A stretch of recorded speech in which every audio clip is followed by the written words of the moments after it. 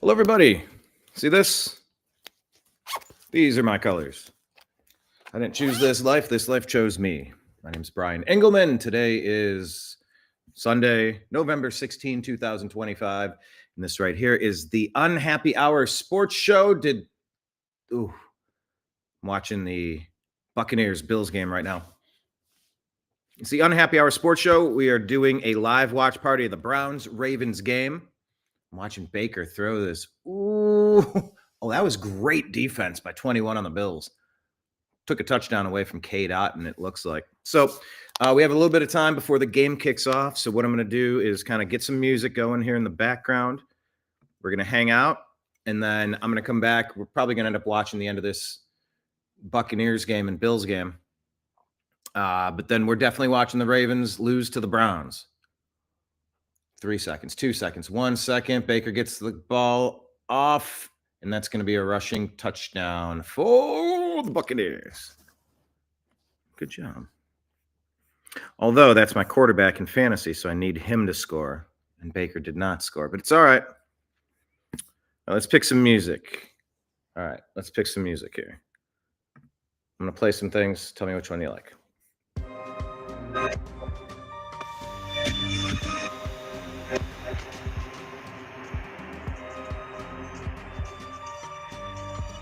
All right, give me a minute. I'll be back, everybody.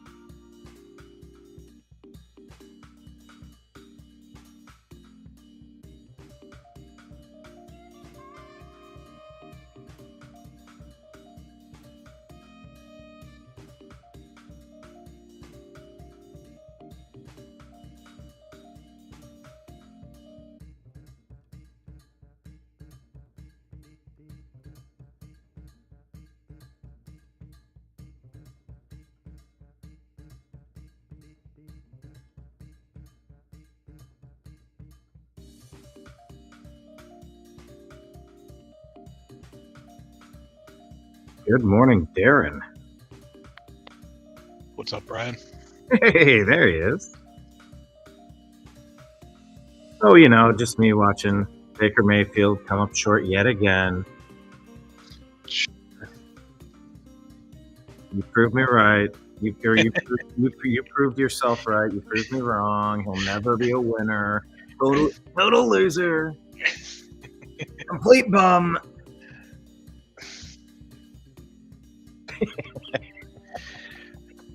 Always fails against the good teams, you know.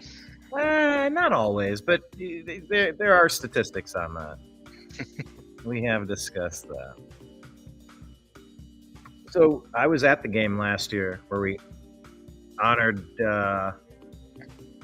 Jim Donovan and got the upset win against the Ravens. Can we do it again? I doubt it.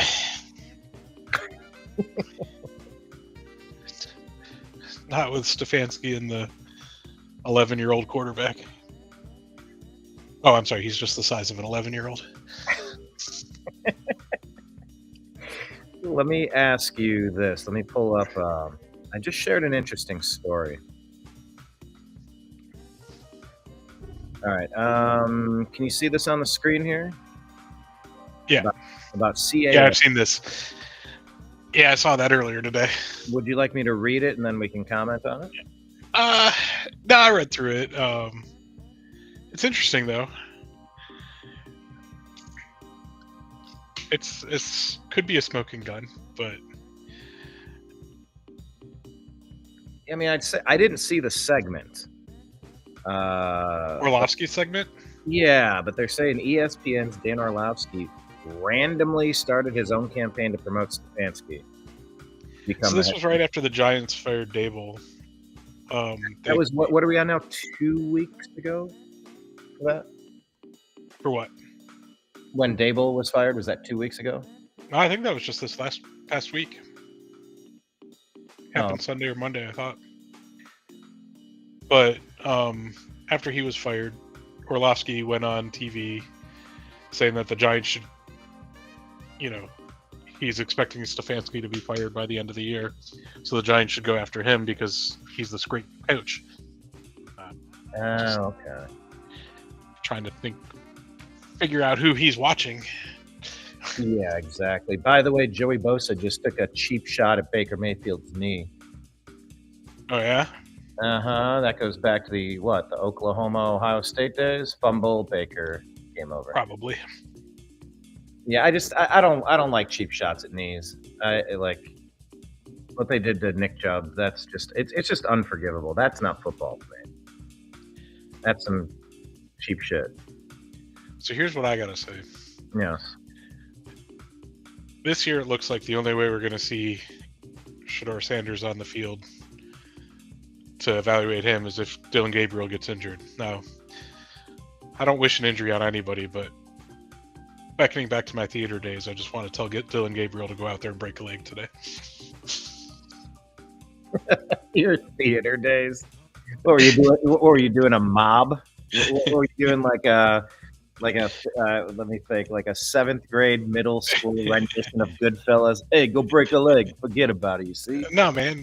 That's the when you go tell an actor, instead of telling an actor good luck, you tell them break a leg. It's good luck in theater terms. Fair, and I know that in hip hop culture, that would be called a double entendre. Oh, okay. It would be a double. Like when see, and that's the thing some people miss about hip hop is you can get doubles and triples where if someone gives you a line and it's kind of clever, but like it hits you on like a second, maybe a third level, kind of like go break a leg could have mafia. Yes, of course. Good luck. I know. I got the reference. I was trying to be dumb with it. Anyway, my deadpan is too dead sometimes. Yeah, you got your logo up there. That's allegedly Stefanski. Thank you, Brock. Looks more like... God, who does that look more like? It looks like my friend Sam, honestly. You don't know Sam, but I assure you that's a dead ringer for Sam. That's pretty close to Stefanski, too. He's got the goatee. Not handsome enough, though. Stefanski, if he's got one thing going for him, he's easy on the eyes, say the ladies. I'm not, I don't know about such things, but his game plans sure aren't. The opposite of easy on the eyes. All right, let me switch over to the other channel now. Since we're done, Baker got bonked. Let's see. How's the weather up there right now? Not bad. Mid-50s. Yesterday was like 70. It snowed last Monday, so it's Ohio. Yeah, don't like the weather. Give it an hour. Yeah, exactly. No, I love that. Like you can experience all 4 seasons in the same week. Same day sometimes. Yeah, same day. Fact. You know what? I think I have another background I could put for today's show. I know I'm going to be speaking out of turn. I don't know that I have. No, there's strictly football. Hold on. Where's my background? Okay, that's the unhappy hour. That's fine, but it's too busy.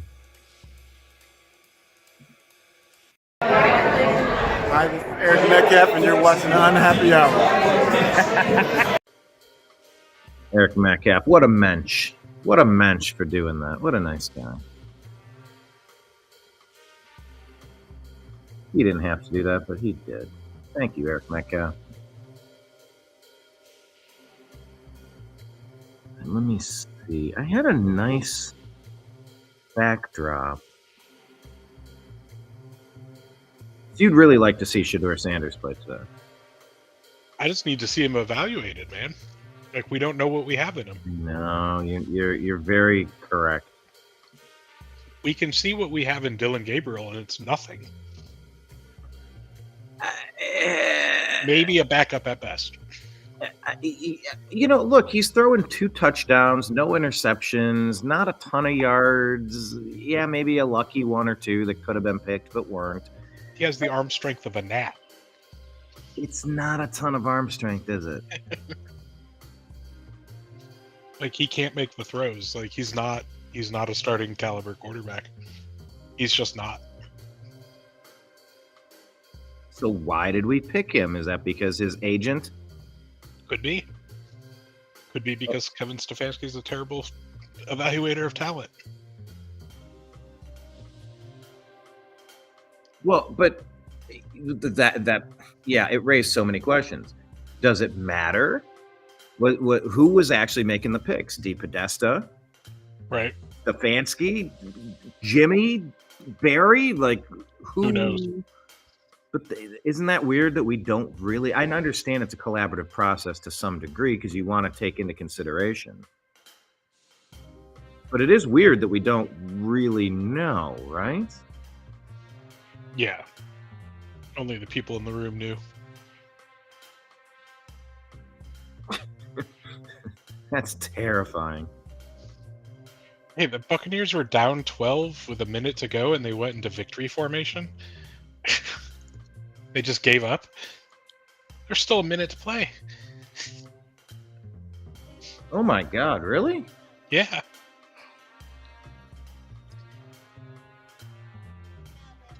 They called a timeout. Why would they? I mean, there's no timeouts. Baker's putting his hands up going, huh? I've seen 2 scores in a minute before. Usually against the Browns. Usually against the Browns, but yeah. How do you like this as a backdrop? The bar? Oh, the back. Oh, no, that looks good. The stadium. The Cleveland Browns. It's busy. This is a close-up. I have something else, though. I'm just trying to find it. Oh, probably this one. This one's cool. This one reminds me of my bed sheets growing up. Tell me, did you have this one? I had Star Wars bed sheets, man. What about this one with all the logos of the teams? Nah, the stadium looks better. All right. I think the logos are way more busy. What does he say in a Christmas story? You look like a pink nightmare. This brown stadium looks like an orange nightmare. All right. Well, let's get... You know what? I am going to read it. I'm going to read this conspiracy real quick, and we'll just move on from the story. But, like, how did we get here? Stefanski's agent is Jimmy Sexton of CAA, Creative Artists Agency. And Darren, I used to work at William Morris Agency. Several people got together. They were frustrated. They left, and they formed CAA. Oh, really?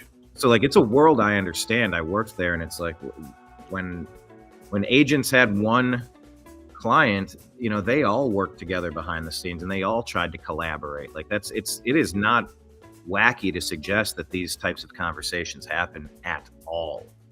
Sure. Like, I've been in these rooms having these meetings. So Sexton of CAA and CAA represent Dan Lanning, the coach of Oregon, Brent Venables, Oklahoma, Gus Malzahn, UCF. All Gabriel's college head coaches.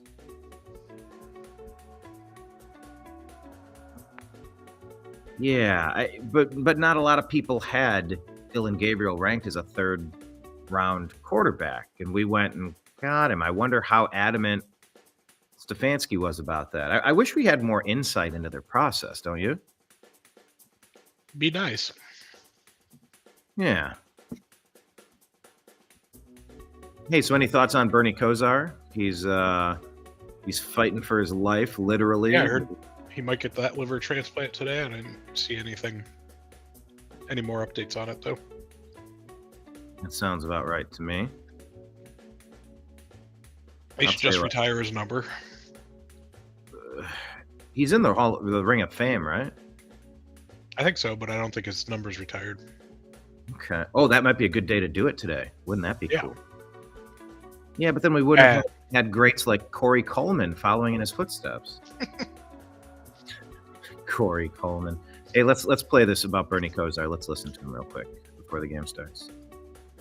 Morning here at University Hospital.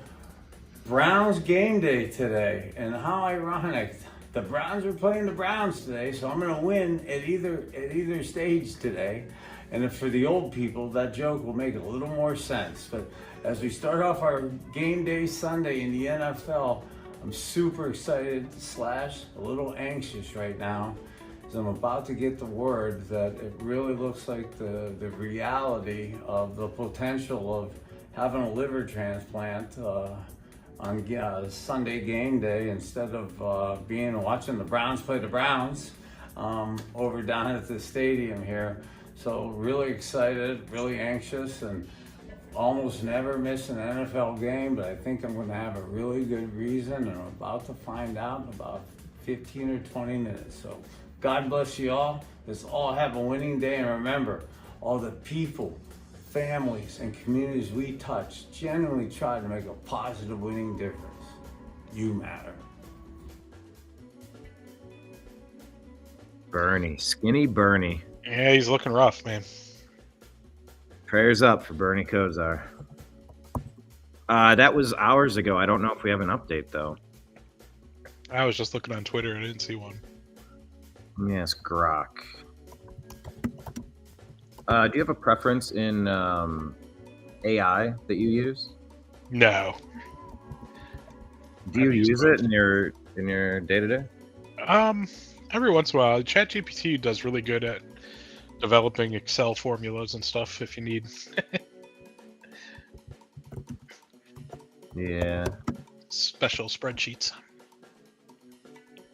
I meant to type Bernie Kosar, and what came out was Bernie Sanders. I didn't even, like, my fingers just typed while I was listening to you.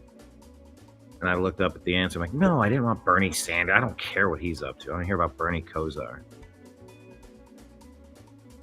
Early stage Parkinson, advanced liver cirrhosis, early dementia, liver transplant list since spring of 24. Today's 16th, 14th.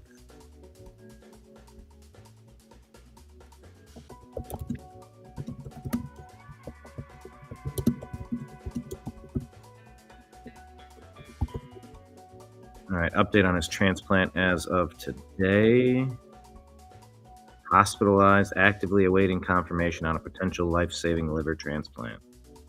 No final words shared publicly. Optimism expressed.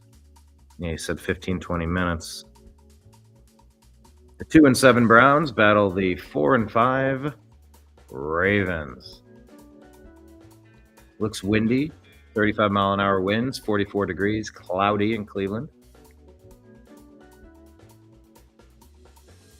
Oh, it's windy. Yeah. How often have you gone down early and tailgated in the parking lot and just had all that lakefront wind? Okay.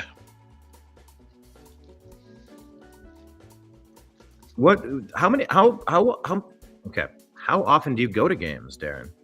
Not very. I mean, I'm down here in Dayton, so You don't make like a yearly pilgrimage or something? no, the last one I went to actually was in Cincinnati. I went to the Bengals Browns last year. Cincinnati. Yeah. Yeah, it's pretty easy to get tickets there too. I got a bunch of friends with season tickets, and usually they're selling the Browns game. Yeah. Not a lot of buyers, but some sellers.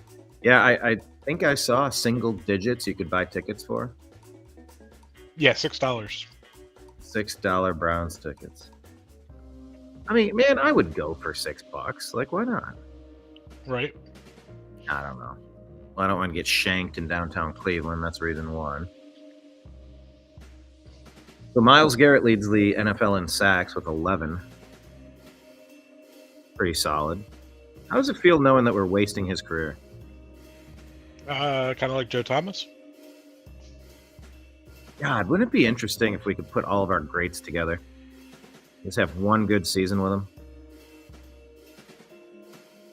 And just put like Josh Cribbs, Josh Gordon, Joe Thomas, Myles Garrett. Just put them all together on the same team. Right. Who was the White Rhino? I keep thinking Mike Allstott because I was watching Buccaneers now. Who was our guy? The guy that was on the cover of Madden? Peyton Hillis. Yeah. Like, if we could get all these guys in their prime. Okay, Peyton Hillis' prime was like 8 1 games. year. People say that about Baker, too, but he had a couple seasons. Yeah, I know. Peyton was like a year and a half. Maybe. All right. Well, I don't know how far behind I am, but we're just now, after the kickoff there, return of 19 yards, getting things started. So I'm on third down. You're on third. But let's see if I can guess. Run up the middle, gain of 1. I'm going to guess. Take to Quinshawn, complete somebody, gain of 2. Pretty close. Okay.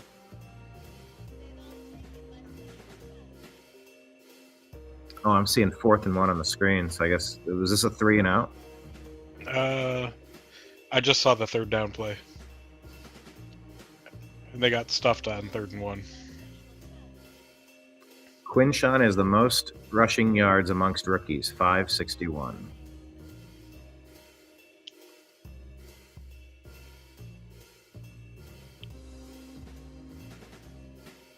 Okay, I mean that second down pass was pretty nice to Judy, right?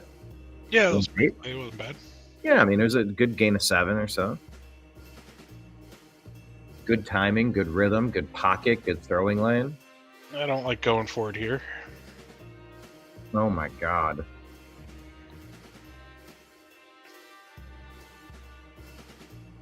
Don't worry. They're not going to be able to get the playoff. No, they got it off. Yeah, but it was an illegal formation, right? Yep. That's coaching, right? That's Stefanski. We should fire that guy. Hey, Quinshawn, man, nothing doing on that play. Stuffed on 3rd and 1. At least he'll get bailed out and have to punt. Yeah, I was going to say, maybe the Browns saved themselves from themselves. No, I mean, the play that they ran would have got the first, but 11 of 20 on 4th down conversions this year for the Browns. I can't believe they're at the 40. I guess it's not nothing, but I don't know. I just don't think you want to put yourself on the back foot against the Ravens.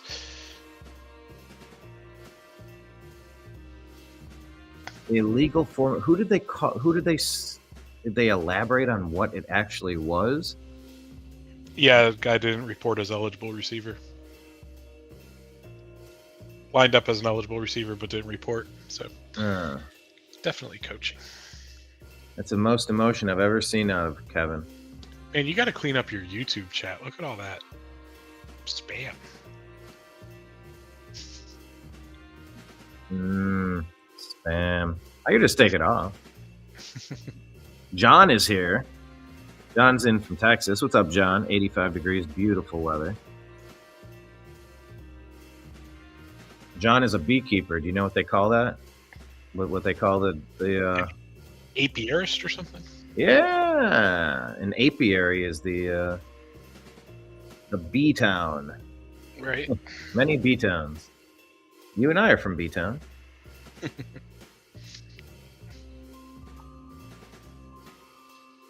Yeah, we have some real comments and then a whole bunch of spam.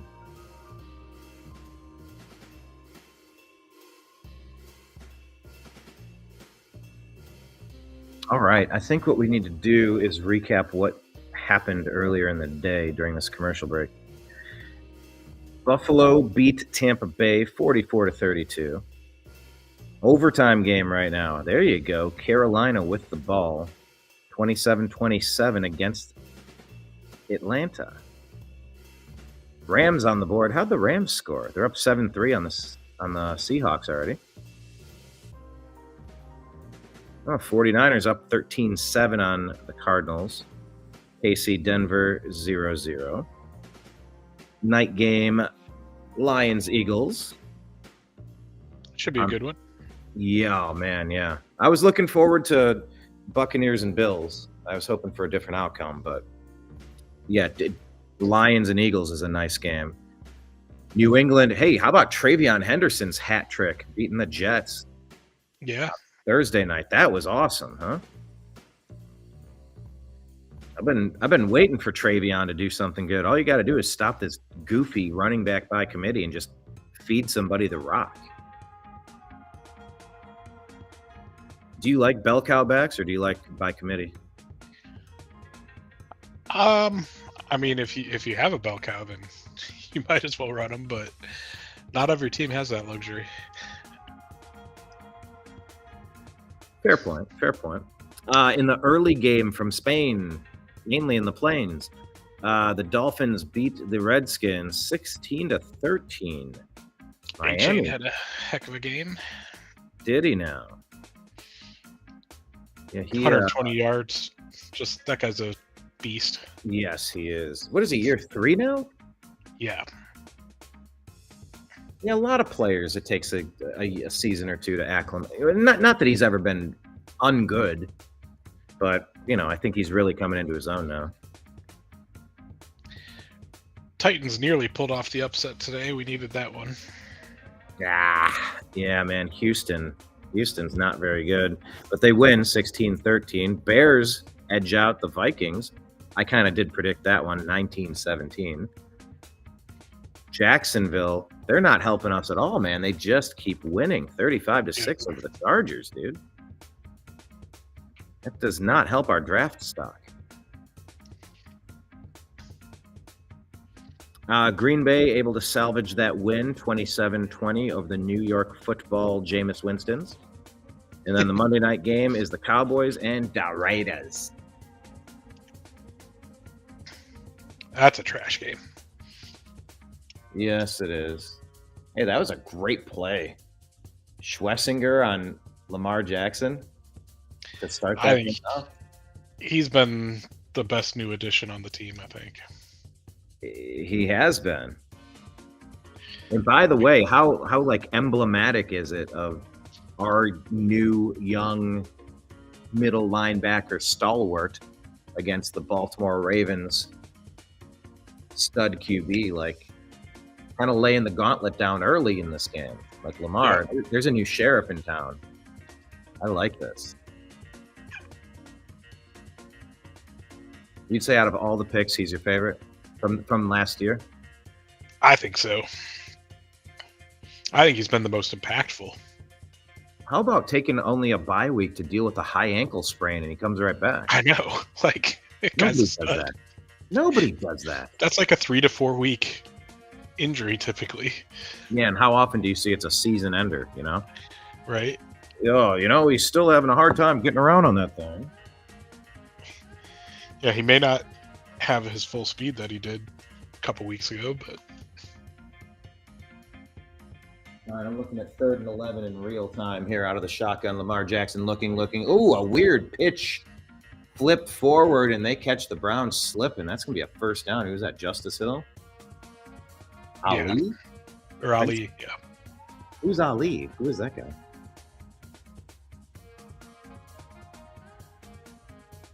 It's a good design. That's a weird play. Yeah. Ward missed a tackle, though. Could have had him. Nah. Yeah, you're How about right. the Buckeyes? Thank God for that, right? Wait, hold on. Where's Ali from? I don't know. Okay, so you were just referencing the Ohio State Buckeyes ass-kicking game from yesterday, right? Yeah. It's the only good football I get to watch every now and then. That's what I was going to say. Thank God, at least for the Buckeyes. Like this minor league football stuff we have with the Browns is. Now, do you prefer the Browns, the Frowns, or the Clowns? Which pejorative is better? Right now, the Clowns, because they won't get rid of Stefanski. Yeah, I'm surprised your logo doesn't include clown makeup. Oh, it could. Okay. Depending on the boredom factor of this game, maybe a new logo is coming. Oh, it could. All right, so Lamar, 1st and 10, 0-0 game. First quarter, 10:46 left. Ravens out at their own 45-yard line. Out of the shotgun, trips left, one back formation, man in motion out to the right. Lamar looking, good pocket, complete at the first down marker, Mark Andrews.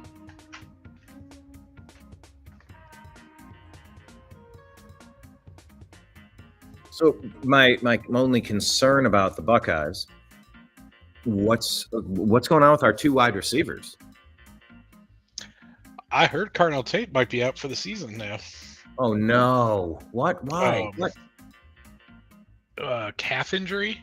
He looked bad trying to fiddle around and jog off the field. Like he did not look good. Oh, that would be terrible. Yeah, so Jeremiah Smith should be okay, but Carnell Tate could miss the season.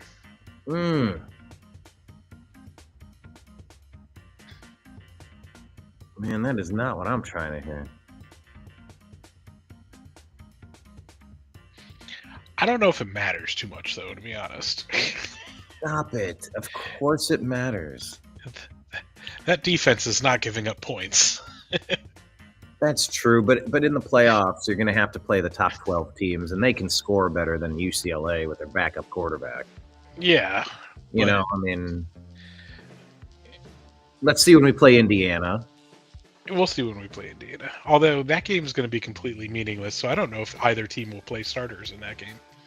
They're going to play starters. I wouldn't. It's for seeding. A bye.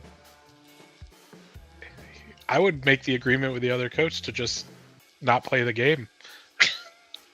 You see, and we are entering the territory where college football doesn't matter until the championship game, till the Final Four or something. Right. You know, I knew we'd run that risk, and it does feel different. Before it was like every game was super important. Now it's like, I don't know, I'll catch some highlights. I'll watch a little. I mean, you got Alabama, who's going to be a 2-loss team, going to be making the playoffs, right? So, oh man, Lamar scrambles, dumps it out to Derrick Henry, getting the first down. Yuck. Moving the sticks. Yeah. Too many people to try to stop on this Ravens offense. I mean, they're running right through us like we're not even there. Is Miles or is Mason Graham even playing? I think so. I'd like him to make some plays. It'd be great. I know he's one guy, but man, they're just running all over us. There's a pitch out to the left, strung out, and instead of a loss of 4, spins around, gets a gain of 1 to Mitchell. Who's Mitchell? I don't know who these guys are. I thought Justice Hill was their backup.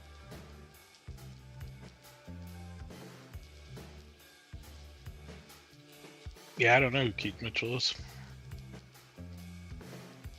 Jeez.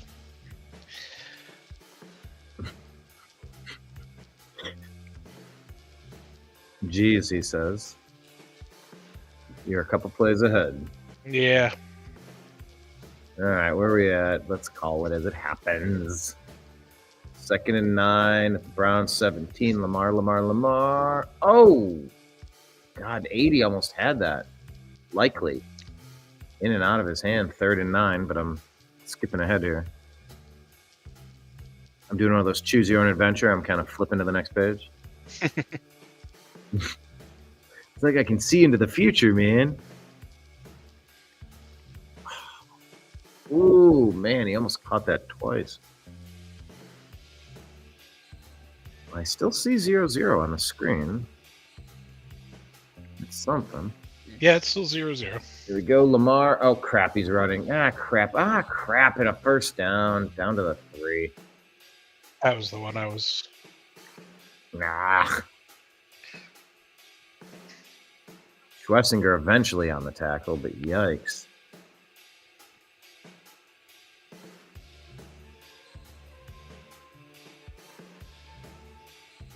I mean, did we not consider maybe putting a spy on the most mobile quarterback in the league? 17 games without a rushing TD for Lamar. Stuffed on first down. Okay, look. Looks like we held him. At least to fourth down. Oh, I'm jumping ahead. I feel like I'm McFly. I'm on 3rd and goal. You're 3rd and goal? Yeah. Okay, so I'm super behind. ESPN Gamecast is ahead. You're a little behind. Okay. All things considered, that's sort of the outcome.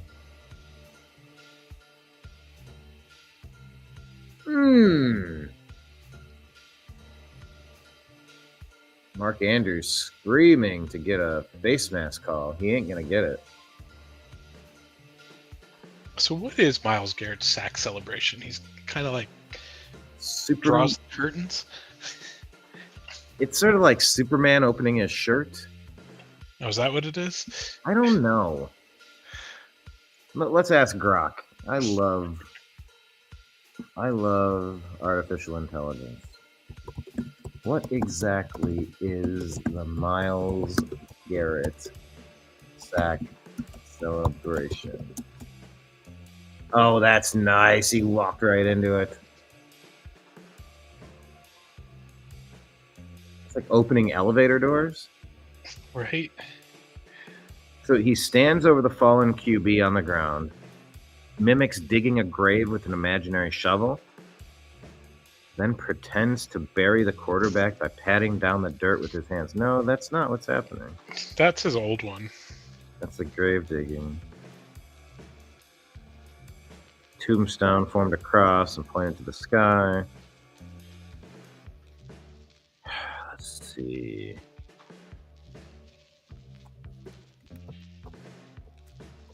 The new celebration looks like opening elevator doors.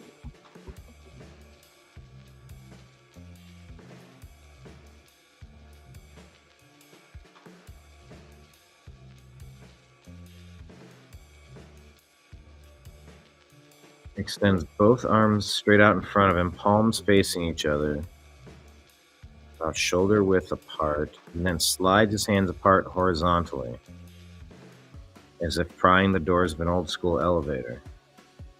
To finish, he often steps through the imaginary opening with a quick forward lean or point, symbolizing he's taking the QB down to the basement, or burying him deeper than before. Is that what that means? I have no idea. Well, that's kind of, we went from one burying the QB to now I'm prying open the elevator. I'm taking you down into the basement. So we're going even deeper than 6 feet. Because he got fined for the other one. It's got that same petty theatrical vibe as his Graveyard Dig, but with a modern twist. Fans on X are calling it the Express to Hell or Shaft Sack. Let's not call it Shaft Sack. That's wrong. That's wrong on every level. That's more something out of an Epstein story than a football field, but I digress. They said he debuted it November 10 of 25, sacking. Hang on. Sometimes you got to send them all the way down, no stops. Hinted it was inspired by the horror movies. Think The Shining elevator scene. And his love of Call of Duty. kill cams where victims drop off the map. It went viral overnight.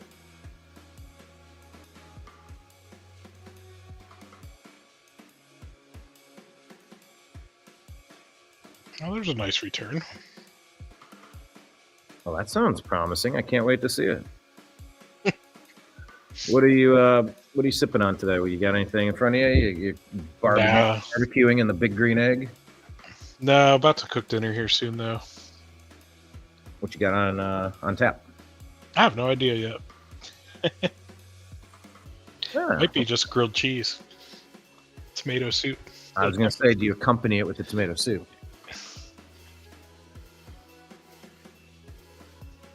Do you ever add seasoning to the soup? I usually get the tomato basil soup from Progresso. Okay. Yeah, because I was going to say if you put a little fresh, or not even fresh, but just like the dehydrated basil, a little oregano, a little parsley, like you could kind of, it just makes it so different. Such a nice touch. Yeah, the Progresso tomato basil is really good, actually. Okay. I do a lot of the Trader Joe's tomato soup. It's really nice. They do like a tomato soup with roasted red pepper. Really nice. Now I wish I had bread and cheese. You got me thinking. I might have to run up to the store. What type of bread? Let's ask you that. What kind of bread does Darren go with? Oh, Texas toast, always. Texas toast. Oh, there's a nice run from Quinshawn. 10. Oh, he got kind of tripped up by his own guy. Ooh, that had like home run written all over it. If he could have just kind of got out of it, that last leg whip. By the time he kicked it outside, I mean, he's got breakaway speed. This is the Judkins drive. Hey, now.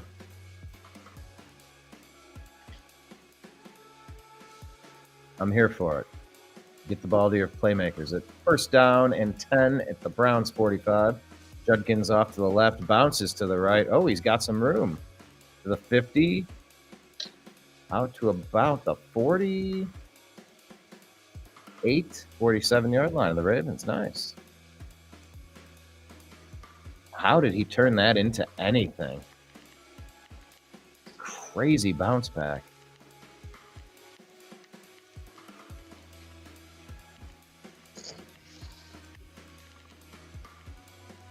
Does he still remind you of like a Kareem Hunt kind of player? Is he starting to? I don't know who he reminds me of. I don't know who he reminds me of yet either.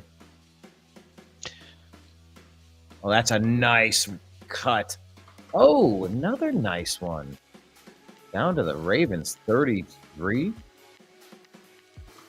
All right. Quinshawn's helmet's off. He's screaming at the sidelines. He is yelling at the fans. Out of excitement, it seems. Rams with another touchdown pass from Matt Stafford, who's probably the leader of the MVP race right now. 14-3, they take the lead. Do you have Matt Stafford at the top of your MVP race?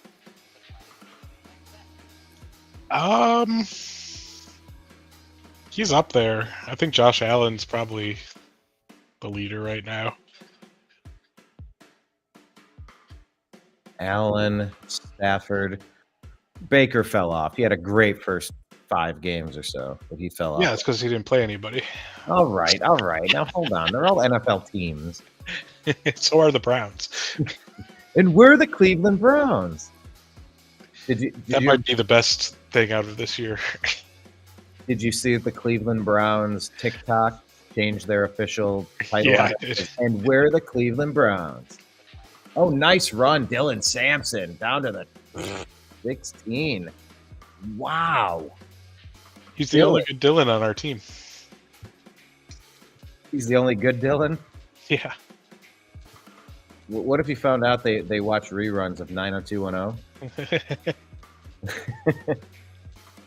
There's a Dylan on that show. Yeah. Did you see the Gabriel pass the play before? That was just terrible. Like It was not a good throw. It was inaccurate. They're showing Shadur on the sidelines. First and 10 Browns. Handoff up the middle. Quinshawn. Gain of 2 or 3. Down to the 9. But this drive theoretically now it's 2nd and 7, 2nd and 8. It has us in field goal range to at least tie it at the moment. I can't imagine that Shador is worse than what we're seeing out of Gabriel.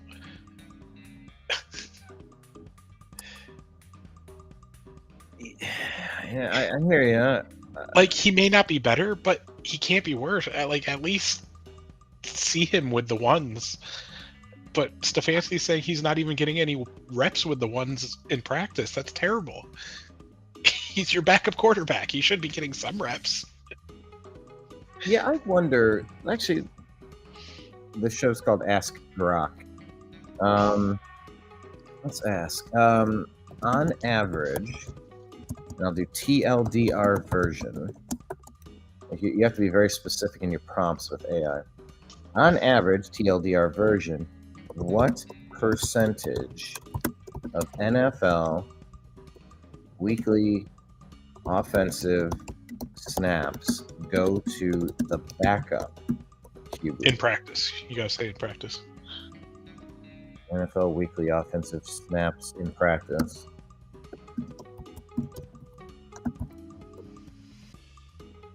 I have wondered that. I don't know. 10%. Backup QBs in the NFL typically get 0. Okay, well, 0 is typical.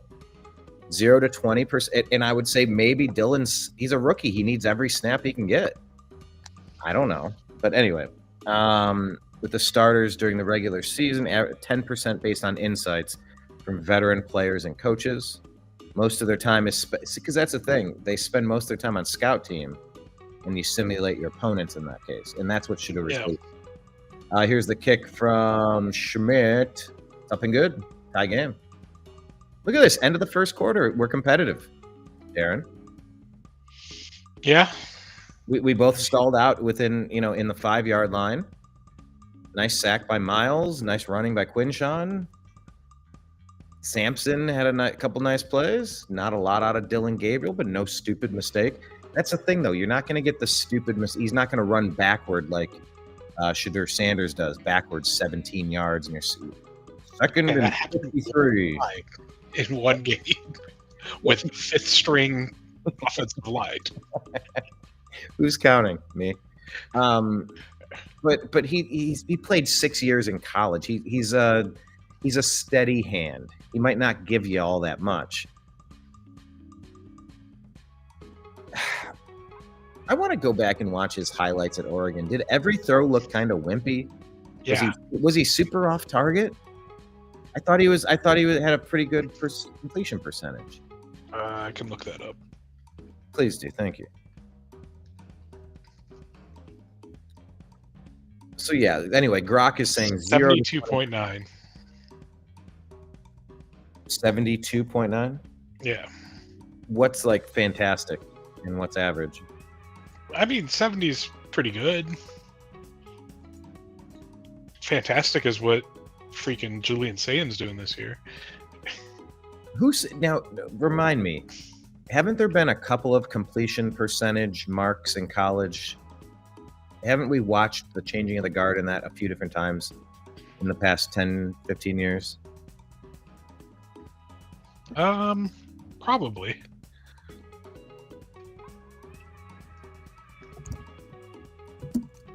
That's a good thing to look up. Last few. So the all-time leader is Shador Sanders at 71.8%. And then Colt Brennan, Colt McCoy, Kellen Moore, Graham Harrell, Grayson McCall, Will Rogers, Brandon Weeden, Case Keenum.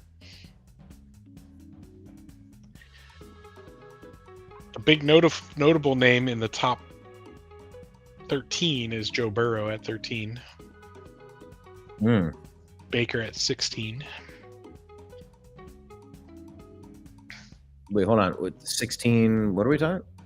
The overall career leader in college pass completion percent. Oh, okay. All time. If we're looking at single season, Julian Sayan is currently leading at 80.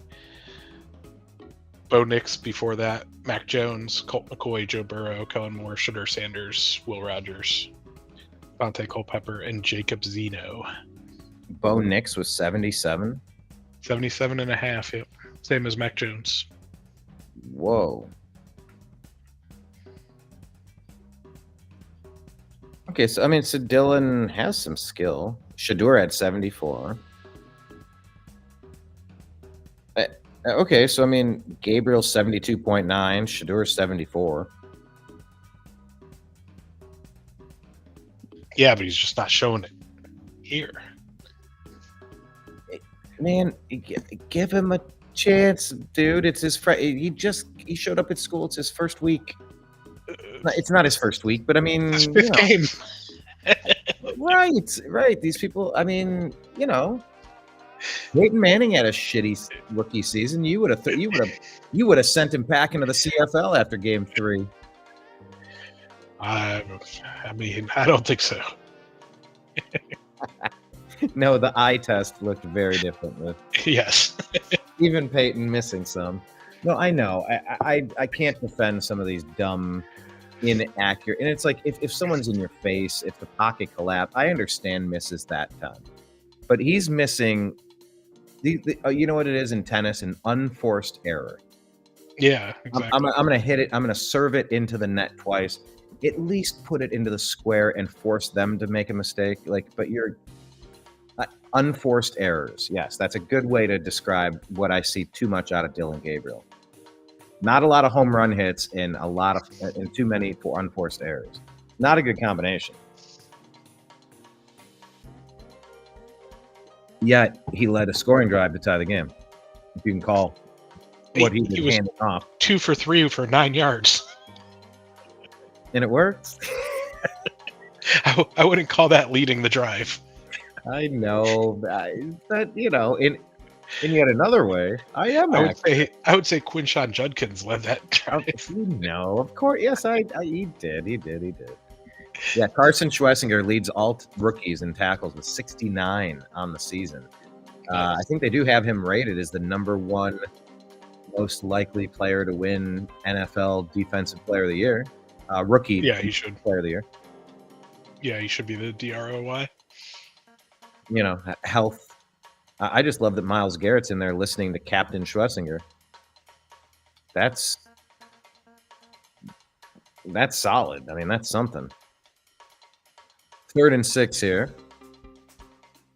13:03 left in the second quarter. Tied at 3-3 Browns-Ravens. Midfield. Schwessinger showing blitz. He drops back into coverage. Lamar pumps, throws, zips it, incomplete. No flags on the field. Harden in coverage. Are you a UFC fan? I'm a bit of a KFC fan. I did not watch. Tell me about it. There was I think I saw there was a double headliner yesterday. Yeah. By the way, that's a gorgeous sunset over the Browns stadium right there as the Ravens punt.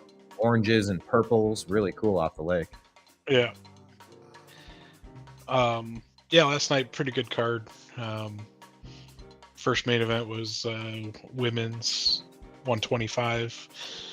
Zhang Weili came up from 115 and was just oversized and outmatched. So she lost. And then the other main event. Pause there. When you say she was oversized, or she was undersized, outsized. I was like, wait a minute, someone's oversized. They should beat up on the other person, right? No, she came up from 115 to 125. She was the champion at 115. Gave away her title. Came up. So she was able to eat some Burger King and pack on 10 pounds, but it wasn't like a natural, healthy 10 pounds. No, and she was just the reach disadvantage, and just not good. So she just got out wrestled, and then the main event, just the opposite. The guy went up from forget what weight class he was, but went up to welterweight and Was that challenged the when you champion. say was that the guy from Breaking Bad, welterweight? That's Walter White. Oh shit, same thing. Sorry, go ahead. So close. So close. Now his name's Islam Makhachev. Oh, there you go. I don't think I'm saying that right. A dude from the mountains of Kazakhstan. I forget where he's from. He is from. Let me look that up. Vladislav Mekaleka Hi Mekahini Ho. Can't wait to see that fight next week. Vladislav Mekaleka Hi. Islamabad Smith. Oh, he's from Russia. With love. Just from Russia. Kazakhstan's pretty close. Don't they share a border? I think they do. They might. I haven't sat in front of my desk with the map in a while. I need to get back to it. I used to love glancing up. Of Eastern Europe? Yes. Yes.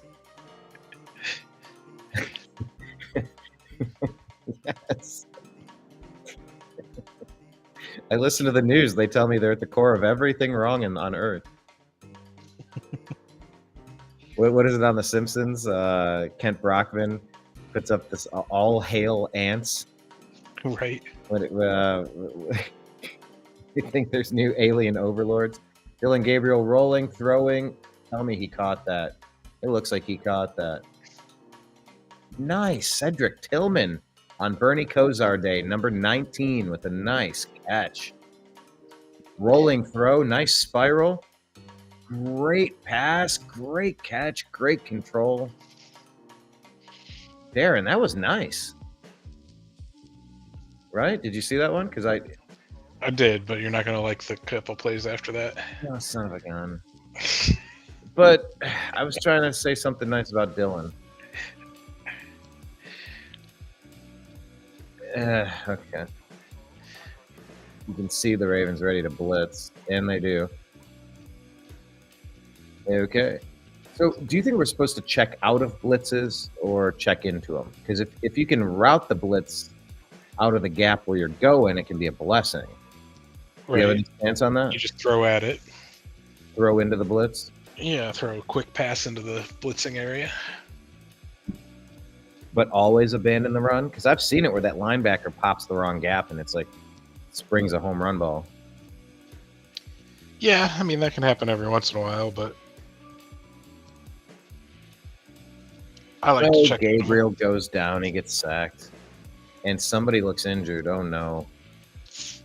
That's a play I said you're not going to like. Oh, no. Is that 69? Somebody down? Is he okay? Oh, no. They went to commercial.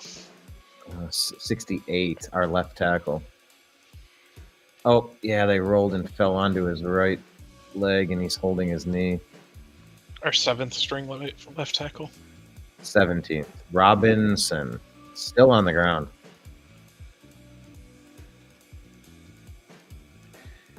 Yeah, that was a falling into the back of the knee.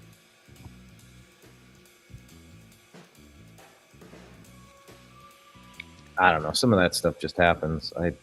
Worst part of the game is the injuries. I interrupted you. Who was the second card? Vladislav Jenkins? Islam Makhachev. And he won? Yeah, against Jack Della Maddalena from Australia. You say Della Maddalena? Yeah. That's one name, Della Maddalena? It's 2 names. Oh, like a hyphen? Yeah. And he just got destroyed. 5 rounds to 0.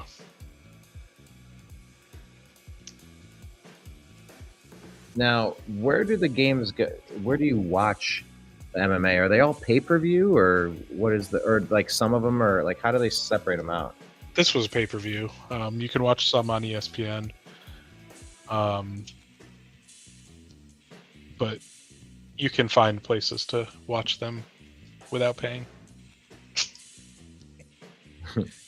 You know, And that's all we'll say about that.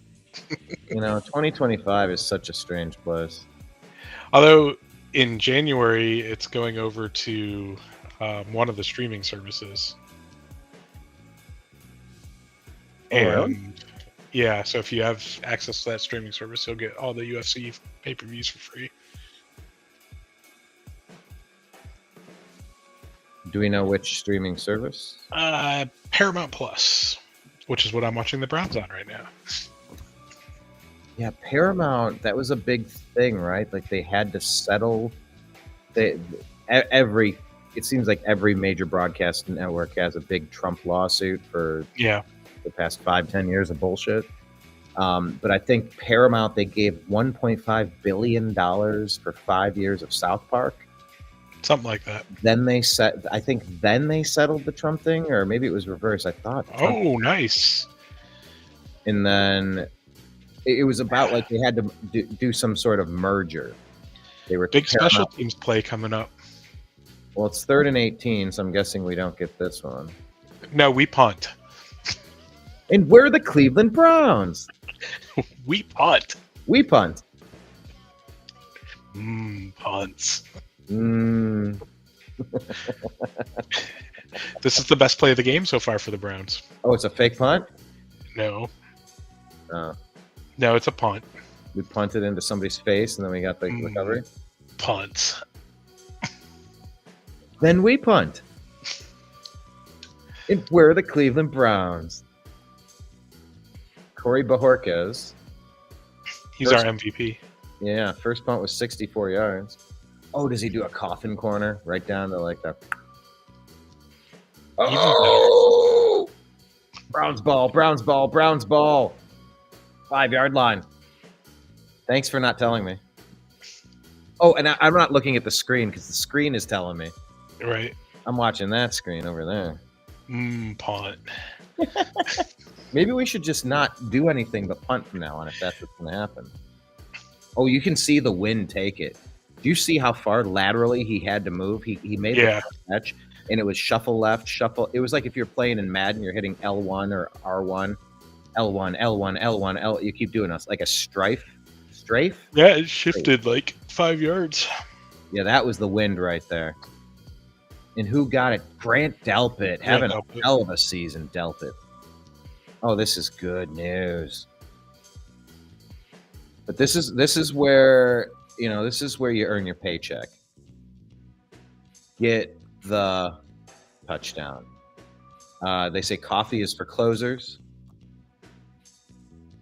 When Lisa goes vegetarian, you don't win friends with salad. If you don't win friends with salad, coffee is for closers.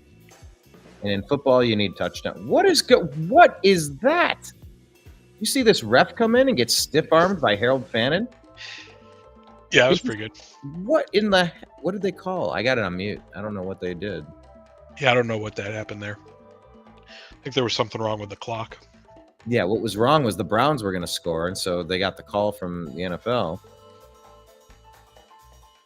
Yeah, all the fans are going, huh? Dude, all their jaws are open. Nobody understands what we just watched. Did you notice they cut to the fans? 30 people with their jaws agape. Going, So do you have Paramount Plus? It might be in the stack somewhere. Because if not, there's a couple good shows on there. Landman, yeah? Landman, which new season started today. Okay, first and goal from the 6 of the Ravens. Handoff, Judkins, left, up the middle, pushing. Down to the 3. Okay. So Landman, that's on my radar. It looks fun. Yeah, Landman's really good. It looks like it's good writing. It like Billy Bob can call out a lot of stupidity. Yeah, Billy Bob's really good. He's one of my favorite actors. He's up there. I love that scene in Bad Santa. Are you effing with me, kid? God, that was so funny. Punts.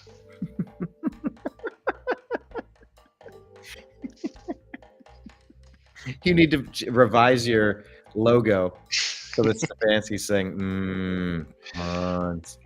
some terrible Dylan Gabriel throws. Oh God, another. So it's 3rd and goal, and that's what I have to look forward to. No, it's 4th and goal. No doggone it. 72's in. It looks like that Robinson is out. Oh my God. Leviston, he is terrible. That's the guy. Now we're down to yet another left tackle that doesn't know how to play. That's why that sack happened on 2nd down. Yeah. Gabriel, that wasn't terrible. He just Underthrew him. no, I mean he was Threw it I mean, behind him. yeah, he was blanketed. There was really nowhere to go. Well, let's see from another view. Was there somewhere to go? That was good defense. I mean, twice now I've seen outstretched arms knocking the ball away. Andre Schmidt. So that was a waste of a good special teams play. What, taking the lead? Yeah. We took the lead, Darren. When you get a turnover on the 5, you should probably score a touchdown. You don't win friends with salad, and you don't win football games with field goals.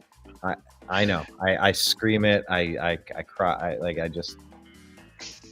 You don't win games with field goals. Like, eventually it catches up. You go, we've been dominating this whole game. We've been in the red zone the whole time. Well, yeah, but you're not scoring 7. Like, that's how you lose. Right. Yeah. Well, yeah, leave it to Cleveland fans to be disappointed that we're winning. Well, I mean, at this point in the season, I kind of am because I just want to see a good draft pick. So, yeah, but we have 2 draft picks in the first round this time. Right, but one of them could be number 1 or number 2, which is where you want to be. I mean, there's a bit of a drop off from Cam Ward to all the others, right? Not that Cam is doing all that much for Tennessee, but like, you put him on a garbage team. How can you accurately judge a player when your left tackle doesn't know how to play the game of football? Right? Like, it's part of the equation. Maybe we'll see Sanders in the second half. Okay, and maybe Bernie will come down from the rafters. I would take Otto Graham at this point. Robinson is questionable to return with a knee. Yeah, he got rolled up on his right knee. It was terrible. Ugh. He's walking in the tunnel, so that's a good sign, I guess. So here's the thing about Otto Graham. He played in the 40s, right? That would have made him at least 20 in the 40s. Yeah. He'd either be 100 years old or dead. He's probably better than Dylan Gabriel, though. Oh, good grief. He probably has more arm strength, at least. Oh, my God. Yeah, I love that. It's not quite accurate that Otto Graham invented the face mask, but he did sort of invent the forward pass.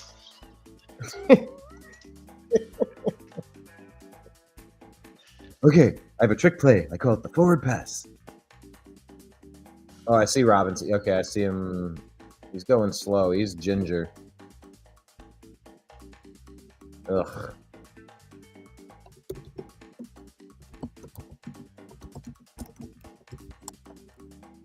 Okay, Otto Graham.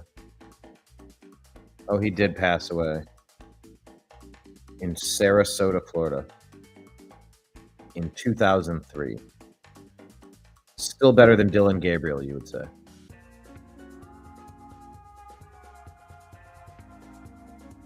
I was pretty close. He was born in 1921. Yeah. About 100 years. Just my quick math, you know?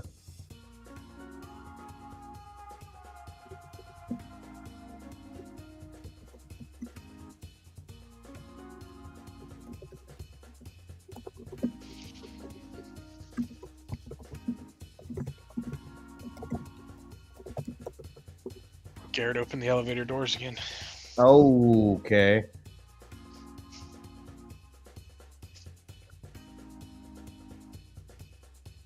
Oh, wow. You know who they have? First and 10. You know who they have as the top? Boy. Okay, I'm getting excited now. Oh, boy. Where's Miles? Where's he It's lined not up? a punt. Oh, nice. He did that flip of, they really are focused on making sure the defenders don't use their body weight to land on the quarterbacks now. Yeah. But Miles still does use some. Oh my God. Did you see the replay of Miles? Yeah, it was brutal. I mean, he just took So one good. hand and flipped his defender. Then he flipped. That was a double flip. God, this is so good. There's going to be another flip coming up here. Oh, suka now. 2nd and 19, 13th career sack versus Baltimore. 2 seconds left on the play clock. Out of the shotgun. Ooh, intercepted. Is that Devin Bush? Yep. In the end zone. Darren, how do you do it? Darren, how do you do it? Darren, how do you do it? How do you stay so calm and quiet? And I'm trying to be calm and quiet because I'm trying not to be me. I'm trying not to be too much of me right now. Holy crap, Browns take the lead. I had a hunch. This is going to be one of these games. Doing it for Bernie today, baby. Devin Bush, interception, returned. I thought he was going to be doing another dance. We are the Cleveland Browns. So don't get too excited. You know what? Let's play one of these. Let me pull one of these up. By the way, they said, I asked Grok, top 3 QBs NFL all time. They put Otto Graham number 2. He's up there. 10 straight championship appearances from 46 to 55, winning 7 titles. That's an .814 win percentage in the regular season. 3-time NFL MVP. Dominated Pro Football's golden era with unmatched efficiency. 9 yards per attempt, highest of any quarterback with 1,500 plus attempts. Dual threat play, rushing for 44 touchdowns. And perfect record in title games. Makes him the most successful winner in pro football history, adjusted for era. No one dominated like Graham. And they put Joe Montana as the 3rd. Career record was 57-13-1. I mean, come on, man. 10-year career, never missed the championship. 100% of his career made the championship game. Yeah, but don't forget that there was no playoffs back then. It was just a championship game, right? Like his era had shorter seasons, but he played. By the way, he played both ways. Yeah, I knew didn't know that. What? Early on, he played both ways. Yeah. Most players did, to be honest. I'd love to get. I wonder if eBay. Am I on eBay? Let me click on this. Let me see if there's an Otto Graham rookie available.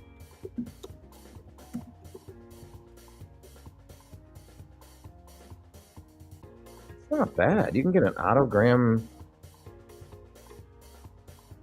50, 51 Bowman.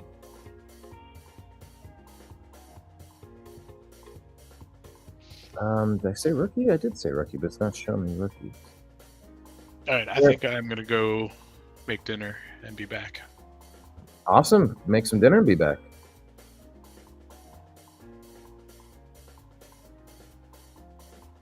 Grilled cheese. I'm shopping for an Otto Graham rookie card. Just to see what they go for. Yeah, I don't want a reprint. I want like a real one.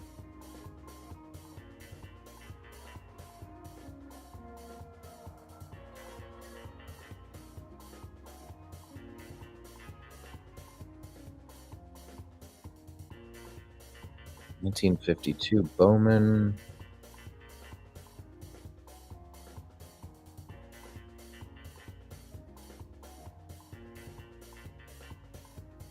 Okay, they're calling this. right, so the Cleveland Browns have scored 10 points in the last minute and 1 second, all off turnovers, a fumble and an interception return for a touchdown. Nice.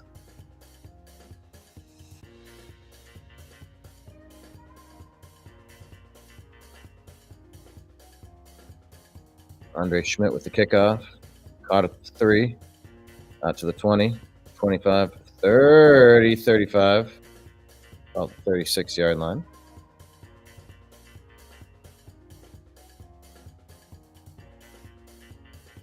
Showing this replay here. Ball bounces up out of the hands of the receiver. Right to Devin Bush. Great double cutback. Terrible effort from Lamar Jackson. He could have made the tackle there. Terrible effort. Hey, I'll take it. Browns lead 13-3. Let's go. Across the league, the Carolina Panthers ended up getting the win 30-27 over the Atlanta Falcons. 9-yard run on first down. Derrick Henry. Halftime in Los Angeles. Seattle trails 9-14.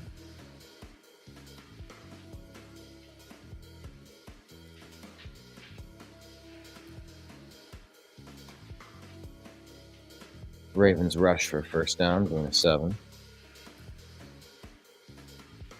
The two scorers in the Rams game, Devontae Adams and Kyron Williams. Adams, 1-yard pass from Stafford. Williams with a 1-yard rush. They are at halftime.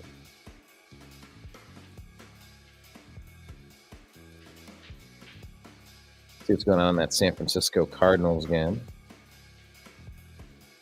McCaffrey with a rushing touchdown. McCaffrey with a 9-yard receiving touchdown. Oh, goodness. Ravens with a long passing play to Zay Flowers down to the 3-yard line. Kittle with a receiving touchdown pass of 30 yards from Purdy. Brock Purdy's back. Bam Knight a rushing touchdown for the Cardinals.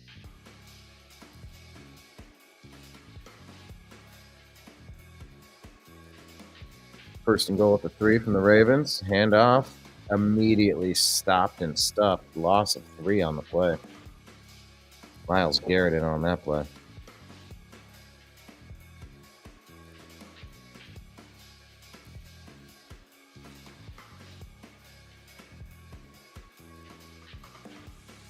Wow. Yeah, Myles just... Browns hit rushers behind the line of scrimmage 54% of their rushing attempts, the highest mark in the league.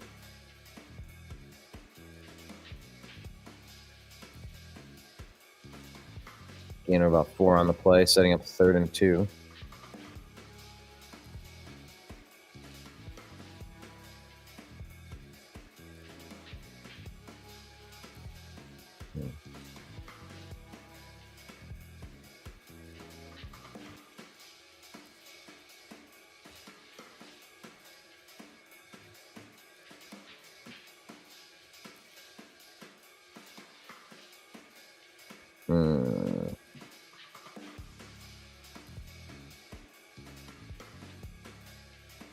Oh, jeez.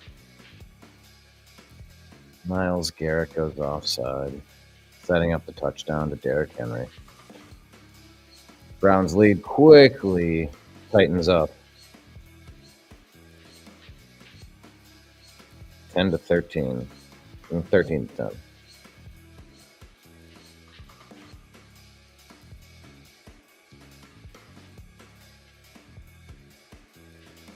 No, that wasn't Myles Garrett. I apologize. That was 96.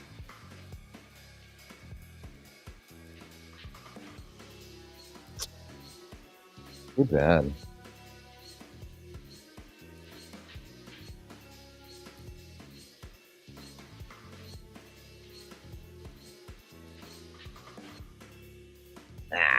Yeah, too much.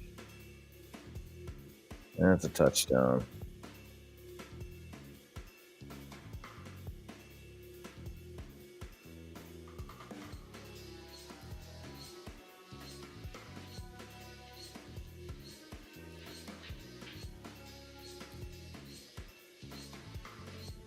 Darren's going to eat. I think I'm going to get something to eat.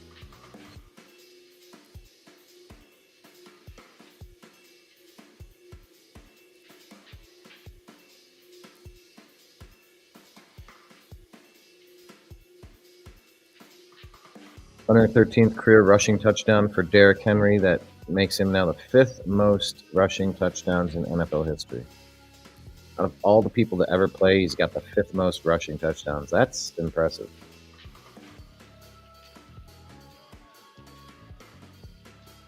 Actually, even more so than getting a bite. I need to get the charger for this to charge this laptop here.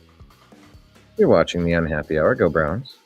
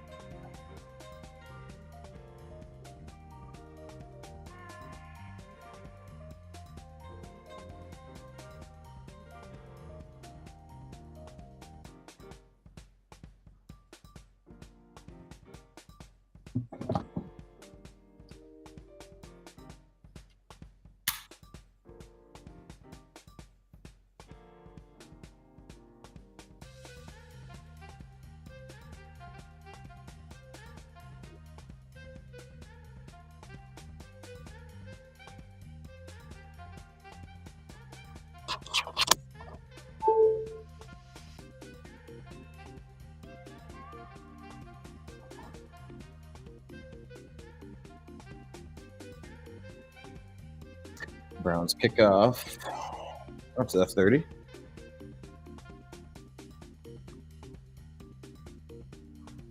Oh, they put the logos up.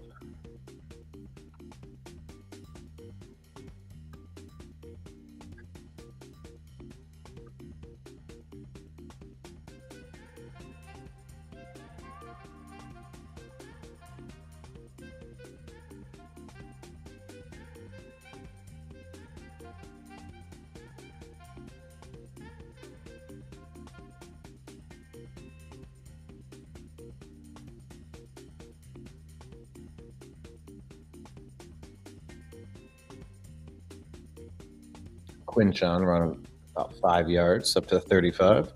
4 minutes left in the first half. Raven players slow to get up here.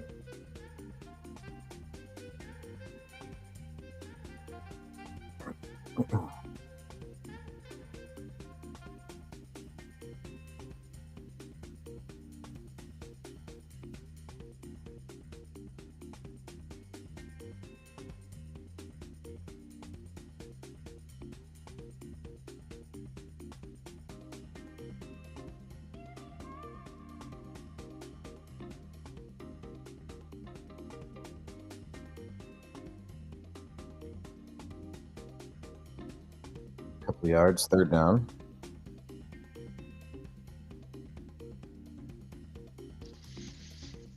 All right, I'm back. What's the recap? I see we gave up a touchdown in reply.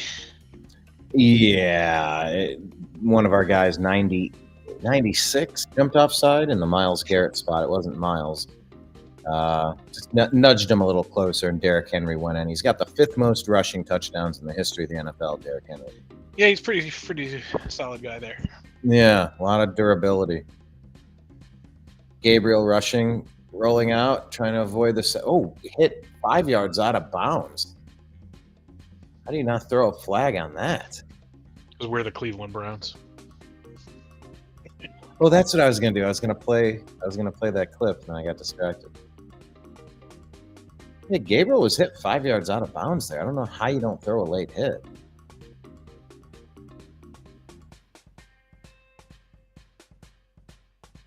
I mean, he's clearly out. I mean, doing it like a knee drop tackle, 6 yards out of... I don't know. Browns still have the lead. They're going to wind it down to the 2-minute warning? Probably. Waste of time out.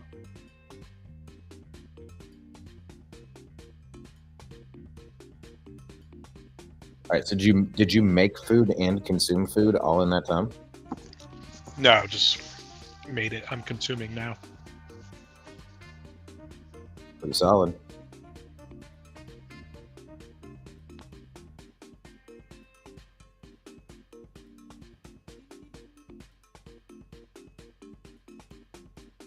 So, are there any quarterbacks you got your eye on in college now? Do you like Mendoza? We're hearing the name Mendoza. Mendoza looks pretty good. Franchise type QB? Yeah. But, I mean, honestly, if we could see what Shador has before we waste a top 5 pick, when there could be, wide receivers or left tackles that may be better. Man, oh man, do we need both of those positions? I would love to see a draft where, don't forget, I don't know, 3 weeks before the draft, Shador Sanders was rated the #1 quarterback in the draft. So to what do you attribute that fall? To what do you attribute this scenario? I have no idea.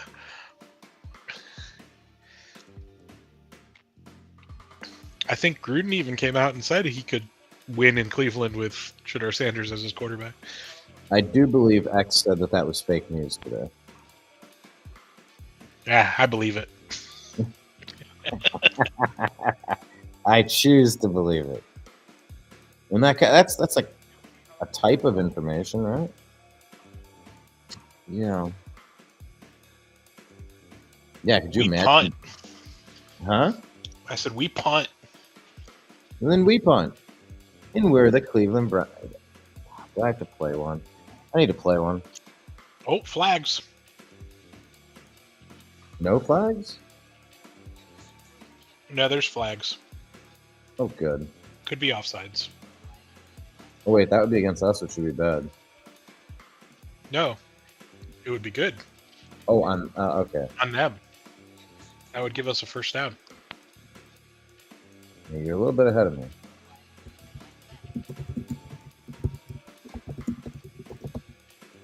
Daryl Ryder says that sack by Myles Garrett makes him the first player since 1982 when sacks became an official stat, with at least 12 sacks in 6 consecutive seasons, surpassing Pro Football Hall of Famer Lawrence Taylor 5 seasons, 85 to 89. First player since the sack became a stat. 12 sacks, 6 consecutive seasons. Oh, yeah, they did go off. Oh, wait a minute. Yeah, I see. Sorry, I was glancing down looking for where the Cleveland Browns. So instead of giving the ball away, this is how the Jets game ended.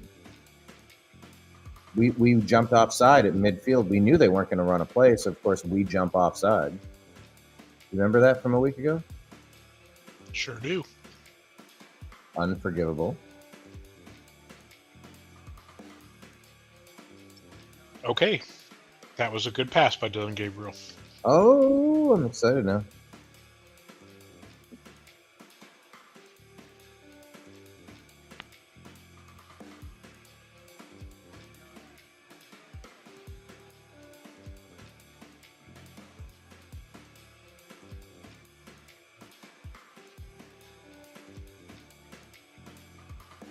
Oh my gosh, what a dope. Gotta check to see if he put some money down on it, that Hummel. You gambler, Hummel? What you doing? Not having a super successful fantasy football week, let me tell you. Ugh. You and me both, buddy. God, brutal. Yeah, I've tried to get you into our fantasy league a couple times. Yeah. Oh yeah, Gabriel, nice pass right into field goal range. Cedric Tillman is a real player, Darren. I think he's decent. Do you think so? He's not bad.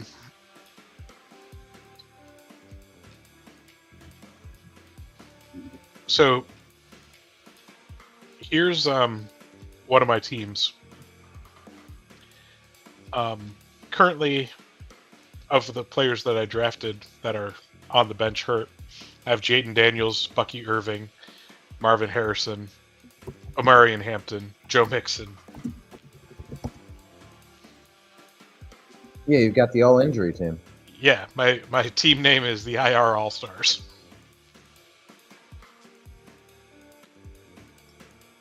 That's pretty solid. The IR All-Star.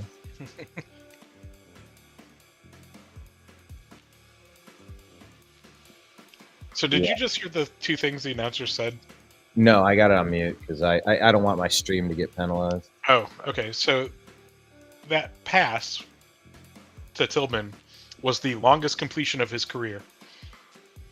That feels about right. It was 20, 26 yards, yeah.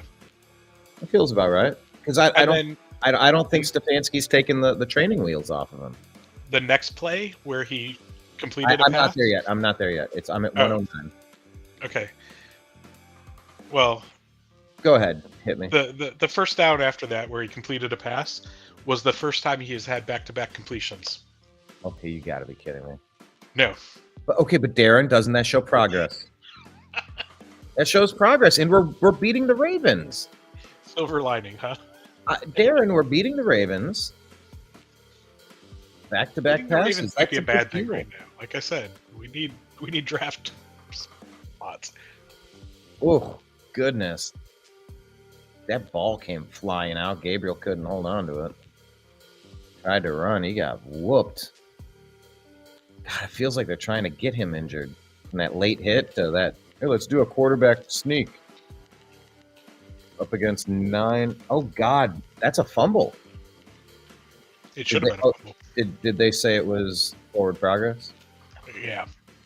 Oh, God, did we get lucky on that one? Harbaugh's pissed. He's like, what? It's like, only I may cheat. I'm a Harbaugh.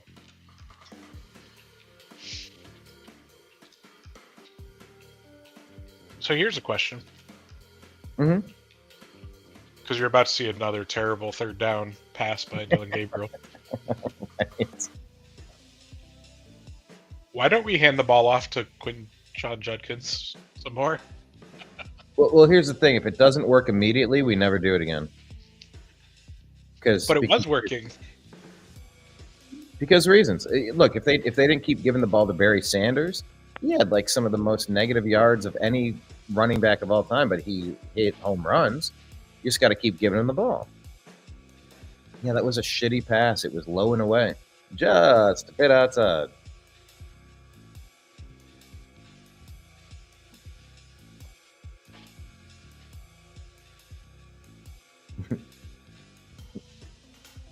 I love the cutaway to Browns fans screaming. And then they cut away to Shedeur Sanders. I mean, it's a shit pass. It's a wobbler. Blowing away to Harold Fannin. No chance to catch it. Terrible. And it's not like he was pressured. What is the down and distance on this field goal attempt? Up and good, straight through the middle. Hey, Schmidt's really stabilized himself. Can we give him some credit too? Yeah, after that first Rocky game that he Yeah. lost. So look, let's. It's fun to be negative. I get it. We're from Cleveland. We were born this way. I think something in the weather makes our families negative, and we inherit negative, and like it's in our blood. But let's give some roses, okay? Like we said, Schmidt has stabilized his season after that terrible, unforgivable game to start the year. We recovered that kickoff, or I'm sorry, the punt only led to 3, but special teams has been pretty good this game, right? Really good. This game, Yeah. So like some improvement. the last game, however, Well, that was last game. Oh, good grief! Yeah, that. when we held them to 4 yards in a half, and they were up 14-10 or something stupid. And we're the Cleveland Browns. Actually, here, let me pull this one up from the. I did queue it up here. Share this tab instead. We actually have a chance to win a football game today, and we're the Cleveland Browns. To win today, we just have to not suck and not be a complete idiot. And we're the Cleveland Browns. I know you are, and we couldn't be more happy about it. Nice Okay. punt. We punt. We kick a field goal. We kick one too. Quinshawn Judkins breaks a 46-yard run for a touchdown. Trailing by 7, just can't let it get worse than that. You fumble the kickoff, we recover, and a direct snap to Judkins for another TD. No! Yes, he does. No, we mean like no, we don't want him to do that. Oh. Well, he does. Really don't like being back 2 scores against the Cleveland Browns. We're the Cleveland Browns. I know you are, and we have to punt. Ooh, nice. We punt, too. We kick a field goal before half, and we get the ball to start the second. We have a chance to turn this around. Tua Tagovailoa is intercepted on the first play by Tyson Campbell, and he returns it for a 34-yard pick six. This is disgraceful. We're getting belt to ass from the Cleveland Browns. Is that what this thing is? And we're the Cleveland Browns. I know you are. We punt. We punt. We turn over on downs. You should just punt. We love punt. Tua throws another interception. That isn't a punt. I know it's not. Unfortunately, we don't punt either. Judkins just scores his 3rd touchdown of the game. Wow, that is unfortunate for you. Yeah. Tua throws his 3rd interception of the day. You punt, we punt, you punt. Punt. We turn over on 4th because of course the hell we do, and you win the game. Huh? You win the game. Oh! Okay, can't really think of anything much lower than a 25-point loss to the Cleveland Browns. We're the Cleveland Browns. I know you are, and unfortunately for us, we're the Miami Dolphins, and Mike McDaniel is unemployed. Punt. I still say that game, losing coach should have been fired. Wouldn't it be fun if like there were like in-season challenges like that? Right.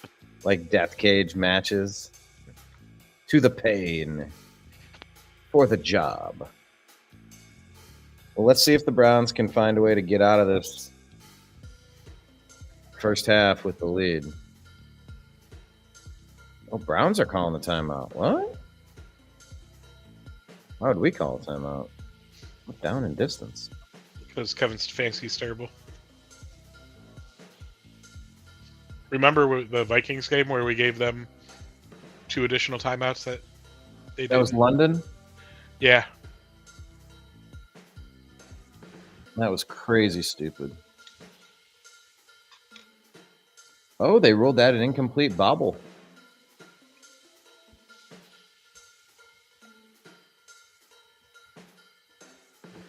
Zay Flowers. Oh, he did bobble that. Nope, that was out of bounds.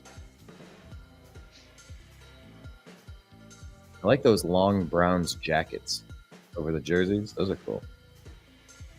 Yeah.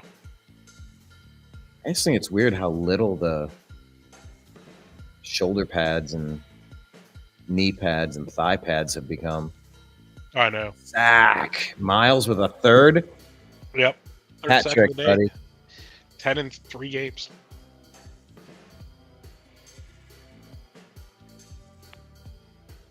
Ten sacks and 3. Okay, well that's why we called the timeout. That makes sense then. I love that he came all the way around and he was pushed out of the play, but he got back into it. Sometimes you'll see Miles get a little lazy. I'm sorry to call him lazy, but like, you know. Okay, that was great. That was tenacious. So that's why we called it, because it's 3rd and 12, and could have a chance to get the ball back with good position. I support that.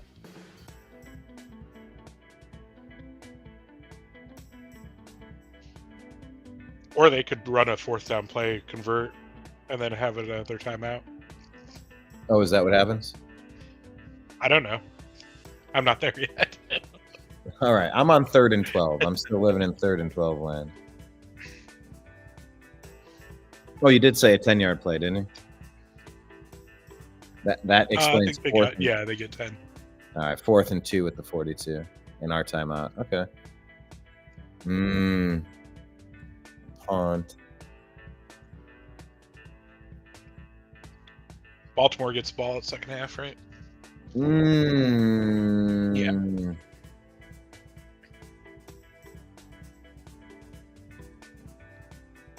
Nice pressure. Good job stopping them.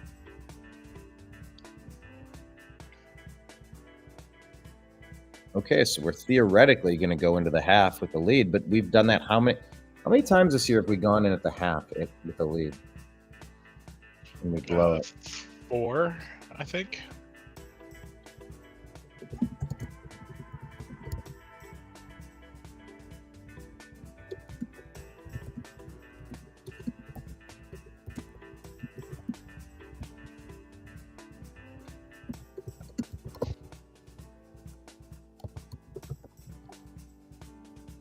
Let's see what Grok says.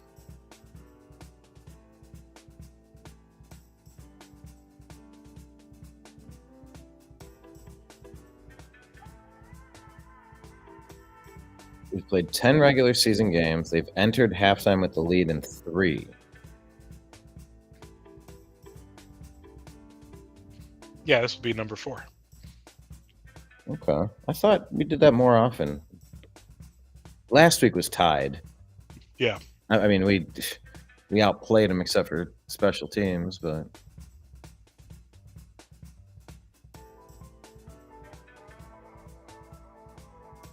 all right, so the Browns take over at their 10-yard line. Larvadane.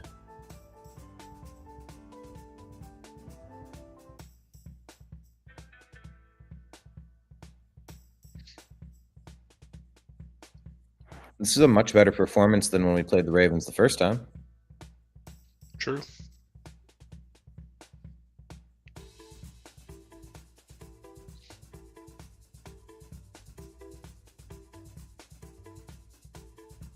All right.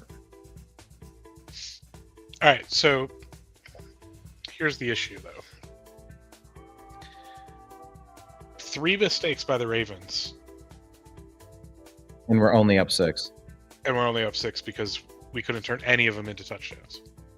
Well, the interception I returned for a touchdown, I guess, but that okay. Well, hold on. I guess we did perfectly on that one. But that wasn't our offense. That was. But that's like a type of offense. But like that's like Troy McClure. Like hearsay and conjecture. Those are types of evidence.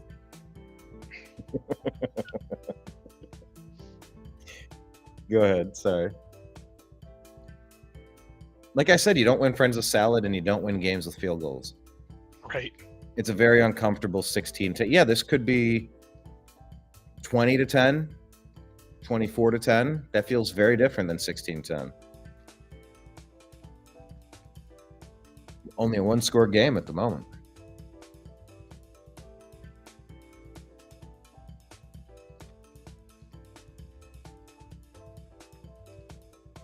It's so important to get wins at home so that the home fans can have something to cheer about. It's been a demoralizing several decades.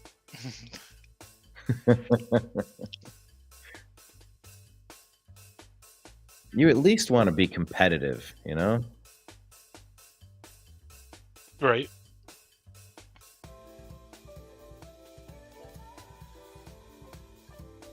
When you enter embarrassment territory, it's just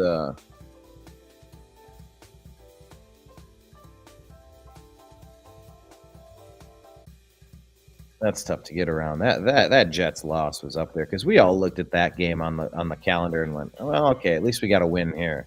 Right. Nope. I mean, honestly, the next one that we can look forward to is the Tennessee game, but that's another must-lose game. So we lose either way. Right? If we win, we lose. If we lose, we lost. I don't know, man. Look, let's just win. I don't need to tank. Just if you The got worst place to be in the NFL is 7-9. It's absolutely, or 7-10 with 17 games now. It's the absolute worst place to be. You don't make the playoffs, and you have a terrible draft position, and you miss out on the top 10 guys. 7-10 is like purgatory. I would rather be 1-16 than 7-10.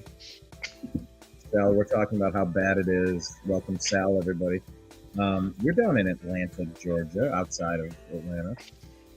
For years, I talked with Zach Barris on the show, and I think we're going to have Zach on this week again, talking Cavs and some more. But we used to talk all the time about how the Atlanta Hawks were it was the worst. It was the purgatory. They were the 8th seed. They were the 7th seed in the NBA playoffs. No superstars. And you're not going anywhere. Not getting lottery picks. To get a superstar to like re-jump and rejuvenate the franchise. What say you? I don't know what to say. I feel bad for Trae Young. He's giving it his all, but I mean, for some reason they can't get it together. I actually go to the game. I take my kids to the games and everything. I mean, it's very exciting, but to know the situation that they in, I mean, it's sad. Now this goes back past Trae Young. This goes back to like Al Horford. I mean, they had good teams, but you got to look at it this way. And being a Cavs fan, you got to look at it from the standpoint of having LeBron James there was a key reason why that happened. Just like with us, they had Jordan. So because of a Jordan, because of a LeBron James, they weren't able to get past that hump. It's crazy when you don't see it from the other lens. But it took for an Atlanta fan to really kind of get me to understand, like, hey, man, LeBron was in Cleveland, man. He was unstoppable. We couldn't get past Cleveland. Every time. They never beat Cleveland in a series, like never won a game. They either got swept. It's sad. He was explaining it to me, and I really never thought of it. But then I thought about it, like, yeah. They always got swept by Cleveland. Always. And remember, up until, God, what was that? Was that the first year when LeBron went to the Lakers? When Toronto Raptors won it? Because LeBron and the Cavs always got in the way of the Raptors. Then he takes off, and it's like they win that. It hits the rim, it bounces up and bounces in on the 2019 or whatever. Like that was a crazy championship. But what we were talking, Sal, specifically, Darren's here, of course. He was saying we're kind of in purgatory. We want to lose all of our games and get these great draft picks. And I'm saying, I don't know, man. Let's just win the games. We got picks. You can pick good players at pick 10, pick 20, pick 30. Let's just make good picks. Get Carson Schlesinger. Let's get, I don't know how great we can call Mason Graham. It's tough to say, but I'll tell you what, Myles Garrett's having the best damn season of his life, and finally has a decent defensive tackle on the other, to help open that up a bit. So, do you want to see the Browns losing these games, or do you want to see us winning? I just want to see some watchable football. That's all I ever cared about, and that's all I ever told you. I just want to watch football that I'm not going to feel like it's like pulling teeth. I don't like to watch. I want to see an entertaining game. When Baker was here, it was entertaining. Win or lose, you knew it was going to be entertaining. It was a gentleman, I can't think of the guy's name, but I follow him on Instagram, and he had brought back Hollywood Higgins. When he scored a touchdown, they do the runway. And I was like, that was exciting. It was electric. It was great football. Now, Hollywood Higgins couldn't catch a cold. Let's be clear. Couldn't catch a cold. No. Right? No. Right? Okay. And they rolled out the red carpet for him. They rolled out the. It was exciting though. It was. What a time to be alive, as a Browns fan, to see that type of excitement, to see the fact that, you had the whole city behind the team and you just believed. You believed. And that's all we want as Cleveland fans, is to believe that we have a chance of actually winning a game or being competitive. If we don't have if we go in every game thinking that we're going to get blown out, thinking that we got a quarterback that's not going to go over 200 yards in passing. Yeah, that's what we don't want. That's exactly the thing, though. Like, the NFL is a quarterback league, and you can have good drafts, but if you don't have a quarterback, it's meaningless. So you need to have a top 5 draft pick, really, to hit on a quarterback. Typically, yeah, there's some that aren't. Your Lamar Jacksons, your Patrick Mahomes. Those are few and far between, though. Right. You need that number 1 pick for a Joe Burrow, for a Peyton Manning, for a But you got to look at it from this standpoint. You knew coming out that, like, okay, look at this draft. Do you really think that there's a generational talent as far as quarterback is concerned? Probably not. So. But with next that same right, say again. I said, but next year's draft there might be. There's some good-looking quarterbacks at the top of the draft. You think so? I think Fernando Mendoza looks like a hell of an NFL quarterback. I mean, okay. This year or next year? I think both 26 and 27. I just don't. I understand that, but I just don't see that type of talent. In college football, I don't see that type of talent. These guys don't seem like they're ready. None of the guys that came out seem like that. I think that they could have staying another year and playing college football and then coming in. Like I think that Arch Manning needs to stay for about 3 years, in my humble opinion. I think he need to do the whole. But beg my part, he need to do a whole 4 years. He don't need to come out. What is he? He don't. This year? Yeah, he's a sophomore. He was a red shirt. He was a red shirt last year. He was playing, and when he wasn't good enough to beat Ecker, whatever the guy that was with Ohio State. If he wasn't good enough to beat him out, what make you think he gonna be good enough to go to the league? Yeah, that's my point. We got to go strictly. We can't just let somebody be a flash in the pan and look at that as being what's good. I knew Lamar Jackson was going to be good when he won the Heisman, and then the next year he did better, and he didn't win the Heisman, but he still did better. He got better. It wasn't a situation where he degressed as a player. He did well. You know what I'm saying? I knew he was going to be a good talent, but it's because of these people that get paid to look at everything and they scrutinize everything. They was gonna say saying this man ain't talented. But you're gonna say Rosen. You're gonna say that Rosen was better than him. Rosen was better than him in college. He wasn't better than him. But you're gonna say he's gonna be a better pro. So that would make him get picked with the 9th pick. You get the 7th pick, I think. You get what I'm saying? So yeah. I look at it from that standpoint. You got to really look at the talent, and you got to see how good that player is, and you got to see how he battles adversity. If you got a player that didn't go through adversity, that's because he got the best team. He got the best team. So you can't say how good this player is because he got the best offensive line, he got the best running back, he got the best wide receivers. So it's kind of hard to kind of evaluate the talent. Unless it's like a Joe Burrow, who his numbers were monstrous. It was going to be a while before somebody break those records that Joe Burrow had.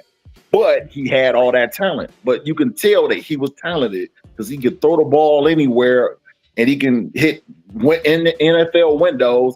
And he was the man.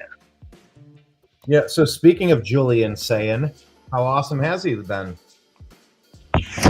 I can't say that he's been that awesome because he got the best team. It's kind of hard to evaluate him because he has the best team. If he didn't have the best team, then I could look at it from a different perspective. You get what I'm saying? Yeah, but he is completing 80% of his passes, which is pretty impressive. Okay, I understand that, but when you got the best wide receivers in the league, and you got the best running backs and the best offensive line, it's kind of difficult. You get what I'm saying? I don't know, because I don't think you put Dylan Gabriel with his wide receivers and he does half as good. I get what you're saying, but we talking about.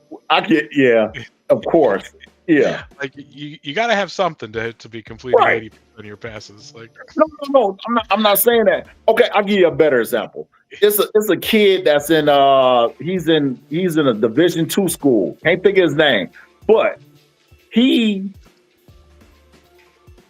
numbers are better than Say's, and he hasn't played in 3 games. He played with 3 games less than him, and it's some guy. He had a complete game where he didn't throw like a interception, he didn't throw an incomplete pass or something like that. It was crazy. His numbers, this kid's number. In one game, he had like 500 yards. It was crazy. I think it's like Southwest Illinois University or something. But that's my point. If his numbers is like that, we're not gonna say he's generational, right? Yeah, I don't think we know yet. But you get what I'm saying? Yes. Let me name a few of these players off from 10 up to number 1 about draft eligible quarterbacks for next draft. Nico from Tennessee. What's No. Nico? How do you I say am it? UCLA. He's from He was UCLA UCLA. No. UCLA. IMILA. Okay. So no. He's a 3rd rounder at best. No. He ain't a 3rd round. You think he's a 3rd rounder? I said at best. Okay. Yeah. At bet. Yes, sir. Nice qualifier on that. Jackson Arnold. No. I don't even know Oklahoma. where he's from. Aiden Childs. What school do you go to? Michigan State.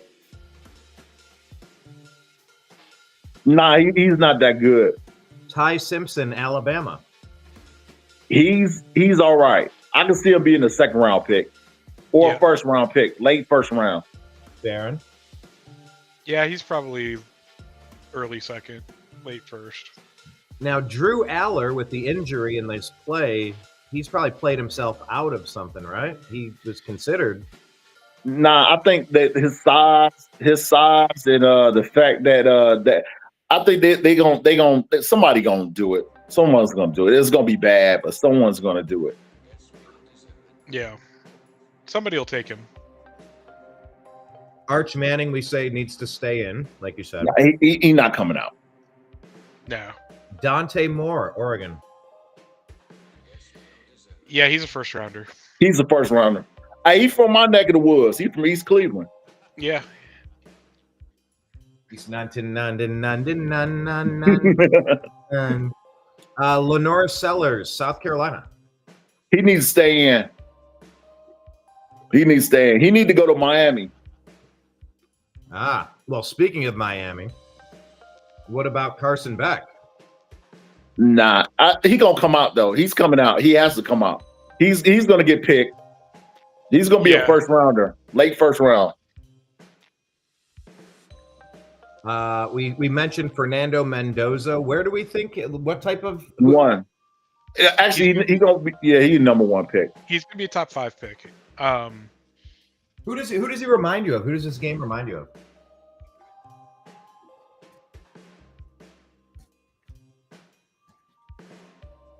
I can't think of the guy name. Not David Carr. Which one was the 1st Carr? Derek Carr. Derek Carr. That's who he remind me of.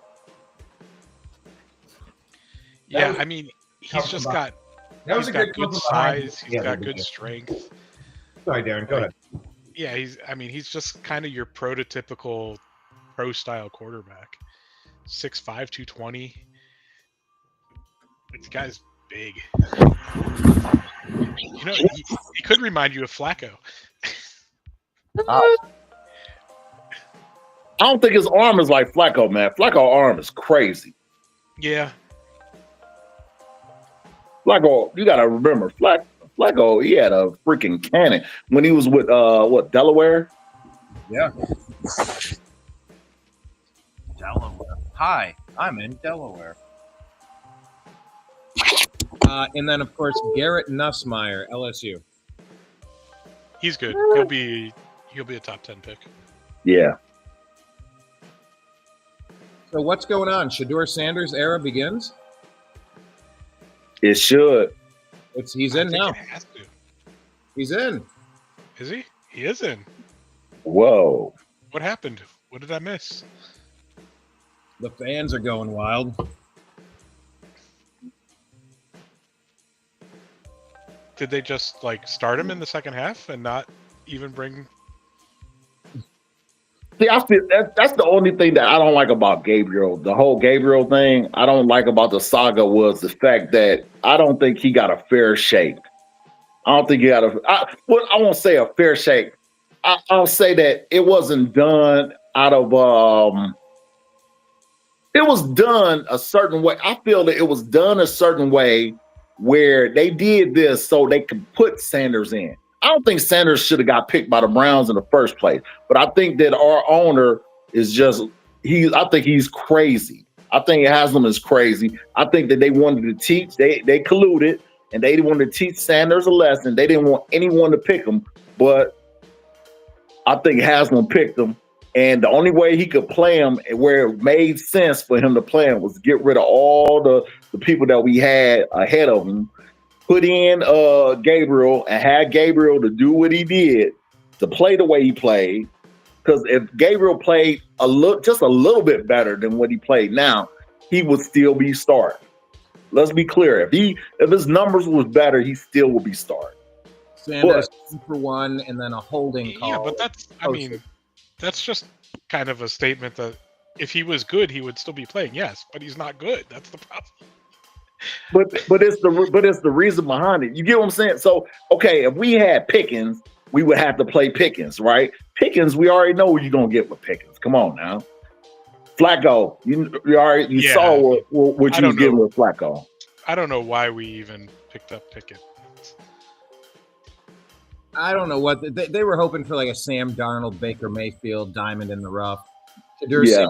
2 for 2 across the middle. This one complete. Njoku. All right, he's been quiet today. Look, Sean King was on with Ultimate Cleveland Sports Show.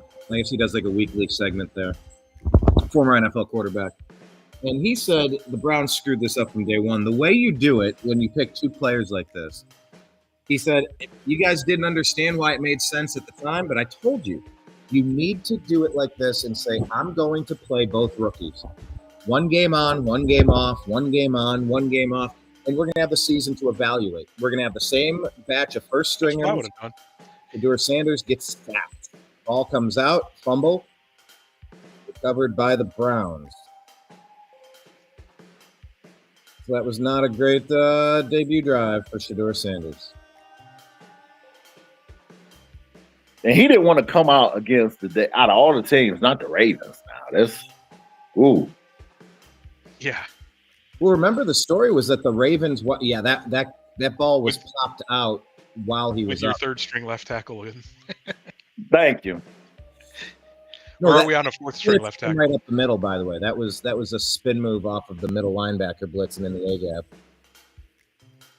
That wasn't the left tackle.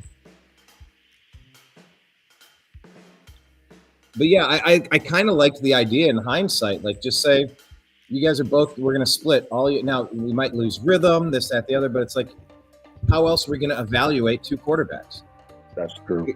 And then it's not like, well, you can't pull Gabriel now because then his confidence will be shot. No, see, Gabriel was drafted higher. So if there's 11 games, you got to give him at least 6 before you make it. And you really paint yourself into the corner when you do it the way that Stefanski did it. You could have just said, I'm going to still in this game. Next week, it's going to be Shedeur. And we're going to do this for 6 weeks in a row, and we're going to reevaluate. Do we want to continue, or did somebody earn the right to get more games? Then we would have had an evened expectation. Or maybe Sanders just wasn't ready. I don't know. Darren, you got to see him. What did you think? I mean, it was only 2 plays, so I didn't get to see much. But like you said, I think you need time to evaluate the guy. So he's got to get a game or two. Because now he's coming in at halftime on a game plan that wasn't game planned around his strengths. Exactly. So what, is there an injury or something? Why did this happen? Did we hear anything from the announcer? I didn't hear. But, I mean, he just started the drive, so it looks like they've just pulled him. If I was Dylan Gabriel, I would have got injured a long time ago. I'm gonna be quite honest with you, because I couldn't physically, mentally, I couldn't take people like hating me as much as he get the hate that he get just because people like Shedeur Sanders. I get it. I mean, I get it. He's the most popular player and everything like that. But still, if I'm there playing, I'm getting murdered out here. You know what I'm saying? The offensive line is like Olay. You know what I'm saying? And I'm getting killed. There's no way I would no. Reddit says Gabriel's being evaluated for concussion. Concussion. Yeah, exactly. Evaluated for concussion after halftime. So who's the third string? Okay, so concussion. Zappy. I didn't see a concussion play. Is there? No, he probably tripped and hit his head in the locker room. Yeah, but by that factor, the reason Sanders didn't get drafted is because he gave himself a concussion by his overinflated ego. His overinflated head gave him a self-inflicted concussion inside of his helmet, right? Yeah. Where they blackballed him and wouldn't draft him. Yeah. I wonder if there's a play on X. Concussed, NFL protocol. Started the pass to, exited without returning. Let me see if I can find a play where he appears to have hurt himself. I didn't see anything at the end of half. I'm telling you, that's what he did. He did what I said. I told you. He said it was tired of this, man. He's just tapping out. He's like, I'm good. Yeah, I'm good. Let him have it. Let him have it. They want him to have it. Let him have it. Now I'm tired of having these people coming at me.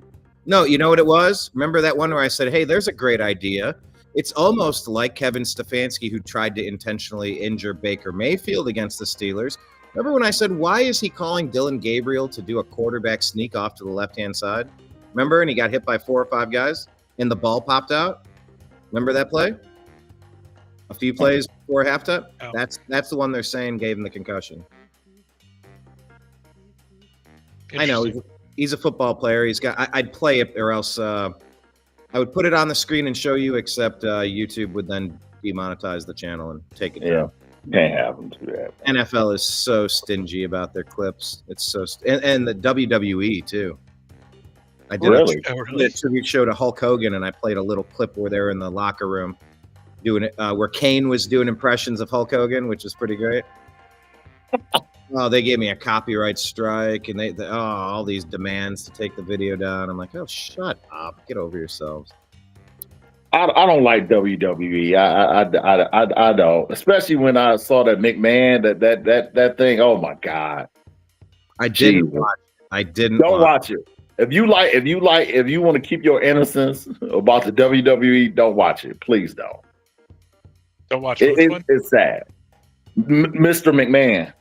Oh, like it's sad. It's really sad. I was like, oh my God, to find out like all the stuff I found out, I was like, it's very bad, horrible. Yeah, a bunch of dudes. Shot up with testosterone, shot up with steroids, ultra competitive, everything over the top. And what they like to do, the love. That. Yeah. I'm like, man, Mr. McMahon. Mr. Man. That's a McMahon. All right, 3rd and 4, complete first down to the Browns' 39-yard line. So they're driving. Browns lead 16-10 with 7:45 left in the third here. Well, you know what?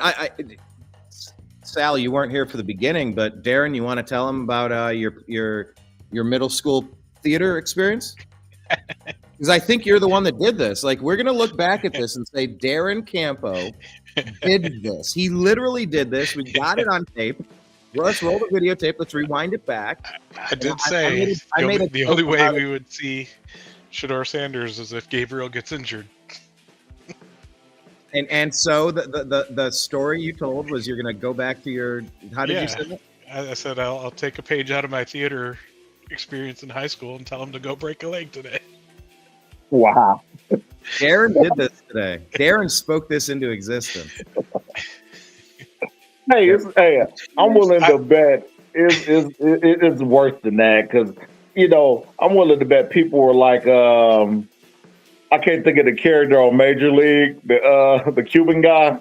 They were like him, praying to the voodoo god that something bad would happen to Gabriel. I'm willing to bet that.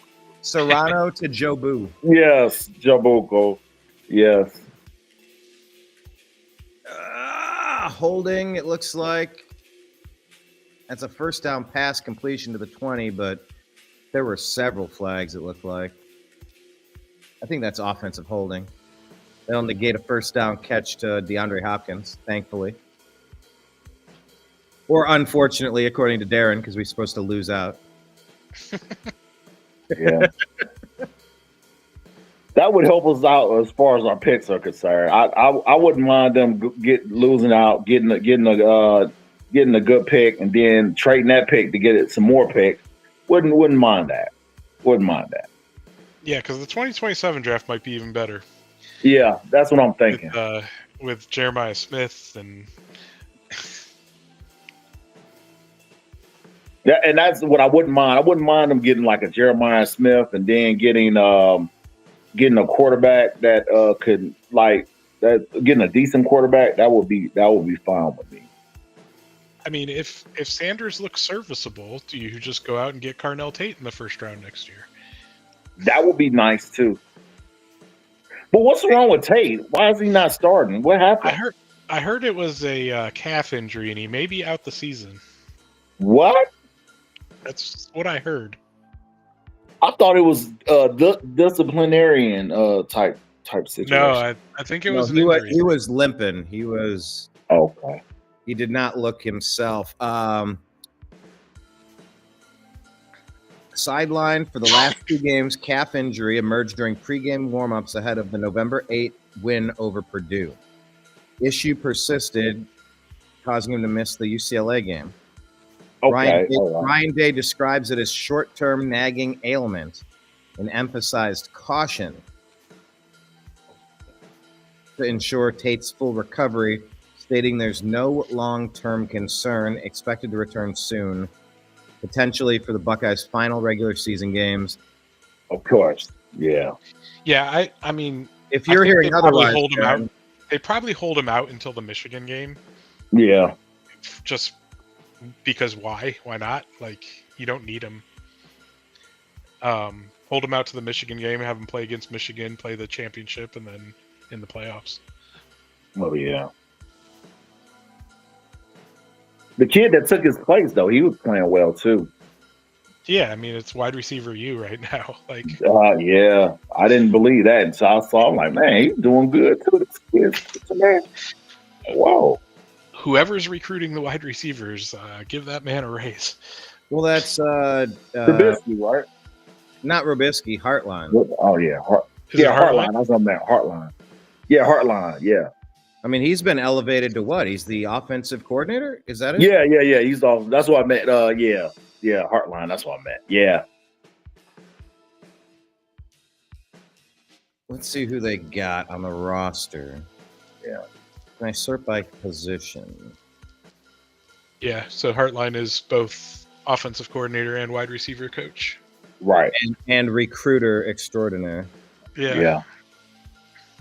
So the wide receivers we have is David Adolph, Nolan Baudo, Philip Bell, Mylan Graham. Oh, Brandon Innes. Is that the one you're thinking of? Brandon Innes? Yeah, I think he had a couple catches. yesterday. Yeah, he got some action yesterday. Yeah. Z Jones, Sean Lodge, Bod Pegnan Miller, Quincy Porter, Bryson Rogers, Brendan Bryce was the Schramm, one that had the touchdown. Rogers is the one. Yeah, Rogers had a touchdown, didn't he? Bryson Rogers. It Okay, was junior receiver. out of Tampa. We got Brennan Schramm out of Medina, Ohio. Check that out. Jeremiah Smith, Carnell Tate, Dorian Williams, Demarion Witten, and Preston Wolf. That's a lot of receivers, actually. Yeah.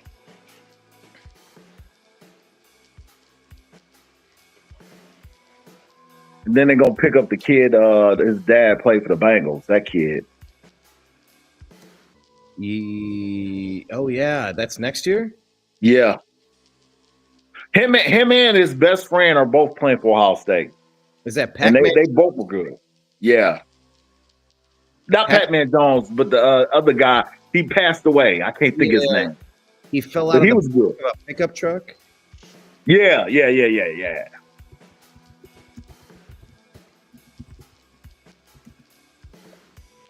But yeah, he was good. He played for the Bengals. Yeah. He was good. But him and the other guy, they both played for the same high school. They both going to Ohio State. They just ruled Gabriel out for the rest of the game. Oh goodness! You did this, Darren. Why? Well, we're getting what we wish for. We get to see who we have. It was Chris Henry, the receiver who died after falling out of the back of a pickup truck, December 6th, 2009. Yep, Chris Henry. Henry involved in a domestic dispute with his fiancee in Charlotte.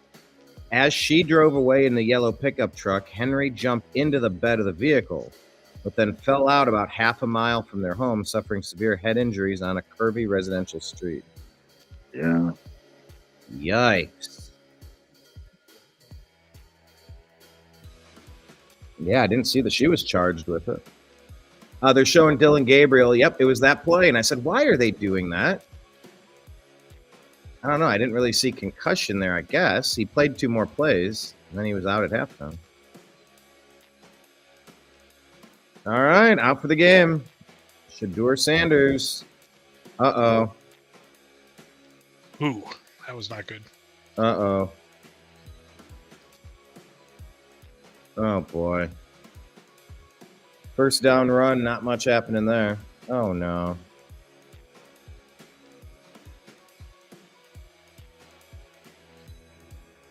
Incomplete.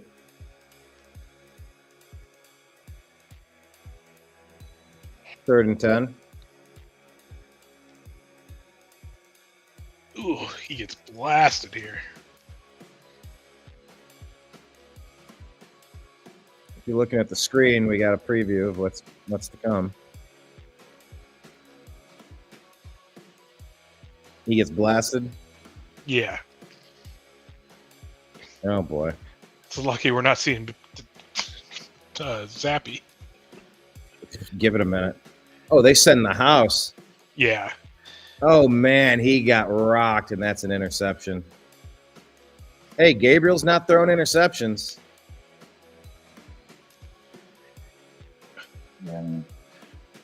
Well, now we know. Yeah. He had 2 series. We're done. We've seen enough. He didn't instantly light the league on fire. Throw him out with the bathwater. I know, right? And I think that's the biggest thing that people don't take into consideration. You know, it's not the fact that he's not ready. People wanted him to have the opportunity to play. Now that he has the opportunity to play, it's up to him to show up. Now, it don't matter how much of a fan you are or how much you pray and wish for him to be great. It's going to be up to him to do that.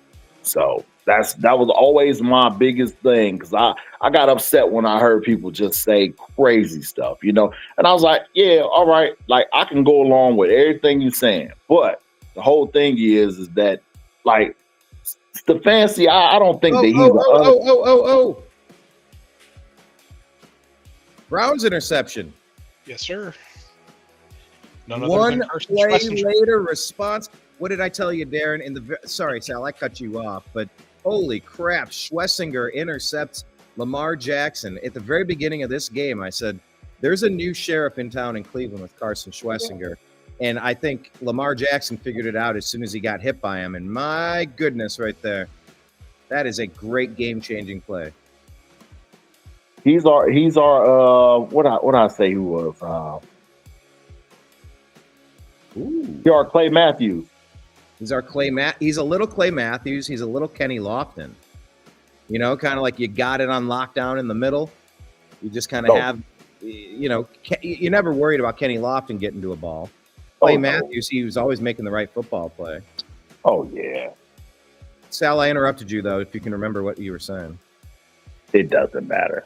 I think the only thing I was saying was just like relax with the whole Shador thing. Relax.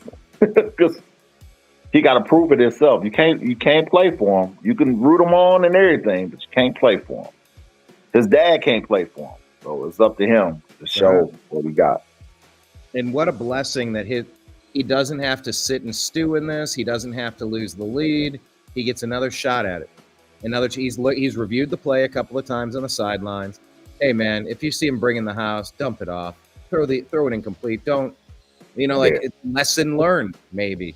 Go. And you get to instantly go back out there. You keep your lead. I'm like, that was huge. That was such a game-changing momentum swing. I know it'll still count as an interception, but I feel like it should count as 2 interceptions. It was that important. Because it took at least 3 points off the board. Right. Yeah. Maybe more. Maintain the lead. That was just fantastic. Bravo, Browns. Holding the Baltimore Ravens to 10 points through almost 3 quarters now. Mm-hmm. You're supposed to win games when your defense is this good. And that's the biggest thing. When your defense is A1, man, you're supposed to win games. You can't just lose them all. Come on. Exactly. And that's why I say let's win the games. Why can't we win a bunch of games in a row? Thank you. Plays solid. What? A play here, a play there, a special teams here, an interception there, a fumble return here. Hey, a couple nice touchdowns. Because after these last 5 plays, we definitely need a quarterback in the first round. Okay, well, I haven't seen the new. I haven't seen the new drive yet. You're already convinced. Well, you got to know. You got to find out, right? Yeah. Hey. Careful what you wish for. All right, yep. Sanders rolling out, rolling right. What the? Oh, my God. Why would you try to force that pass on first and Kevin can't believe it. He's like, what? Maybe he's wondering why that other player was allowed to drop. Yeah, they penalized him for the kick in the ball. Oh, they did? Yeah. Like, what was he thinking? It's a defensive delay of game, 5-yard penalty. Do you replay the first down? No, it's a dead ball foul. That's 2nd and 5, which is better than the first down play that we ran. Yeah. A dead ball foul. It's like a dead brain foul. What was he doing? What a dope. It's no Dwayne Rudd, but it's still stupid. Yeah. Dwayne Rudd. The famous helmet toss. Oh, yeah.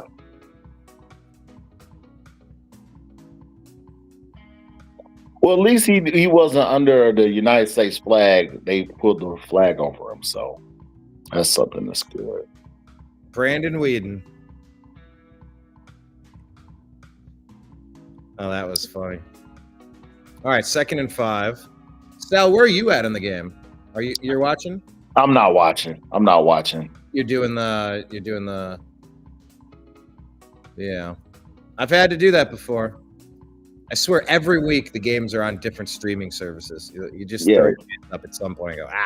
They didn't put it on the thing. They had the Kansas City game, I believe, that's on Paramount.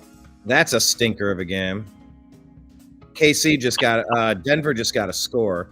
They're up 13-6 right now. I actually should go through the league and give some score updates. But they gave it to McLaughlin instead of giving it to my guy, RJ Harvey, who I drafted, who I need to do something in my fantasy league. McLaughlin with the rushing touchdown.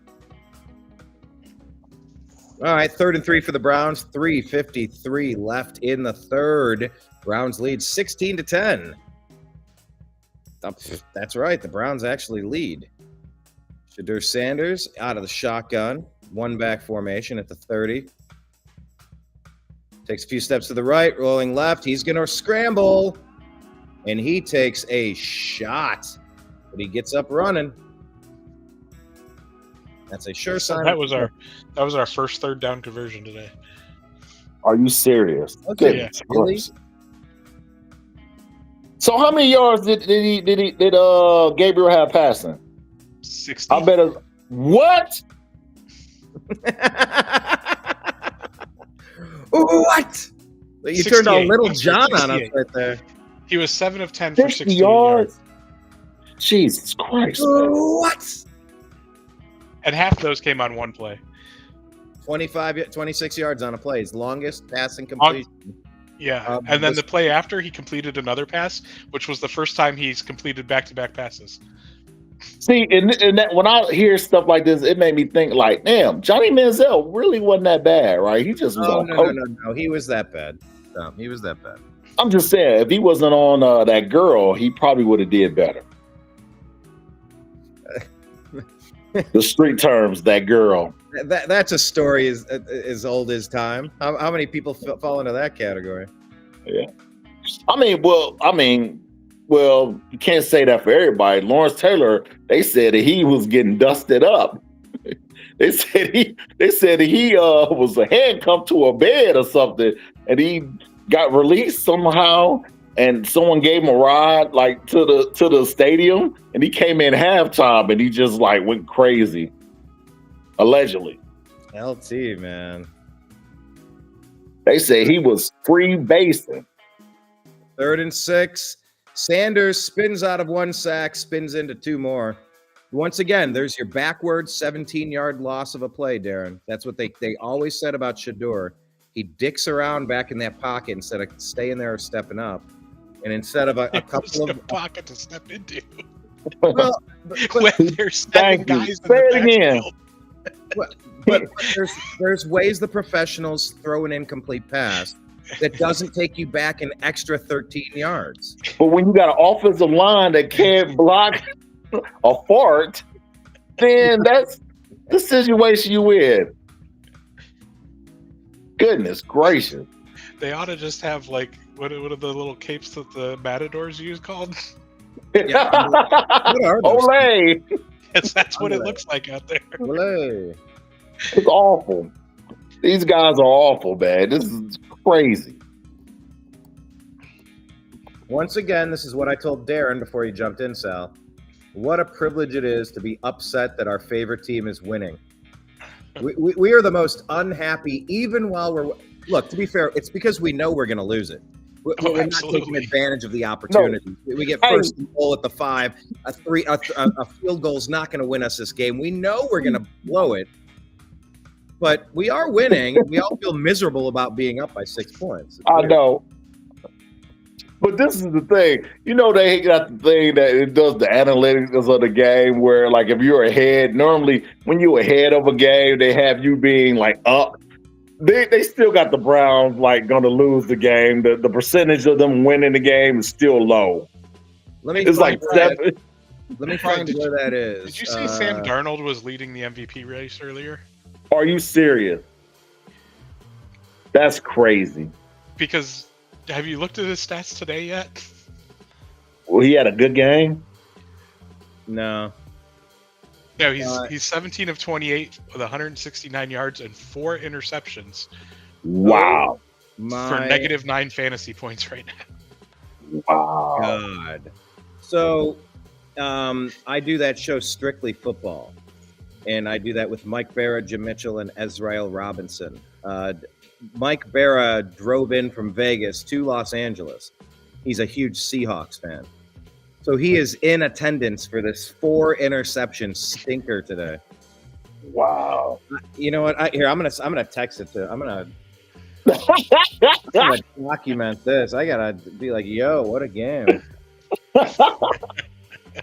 You are truly a Browns fan. It's a Browns fan for you.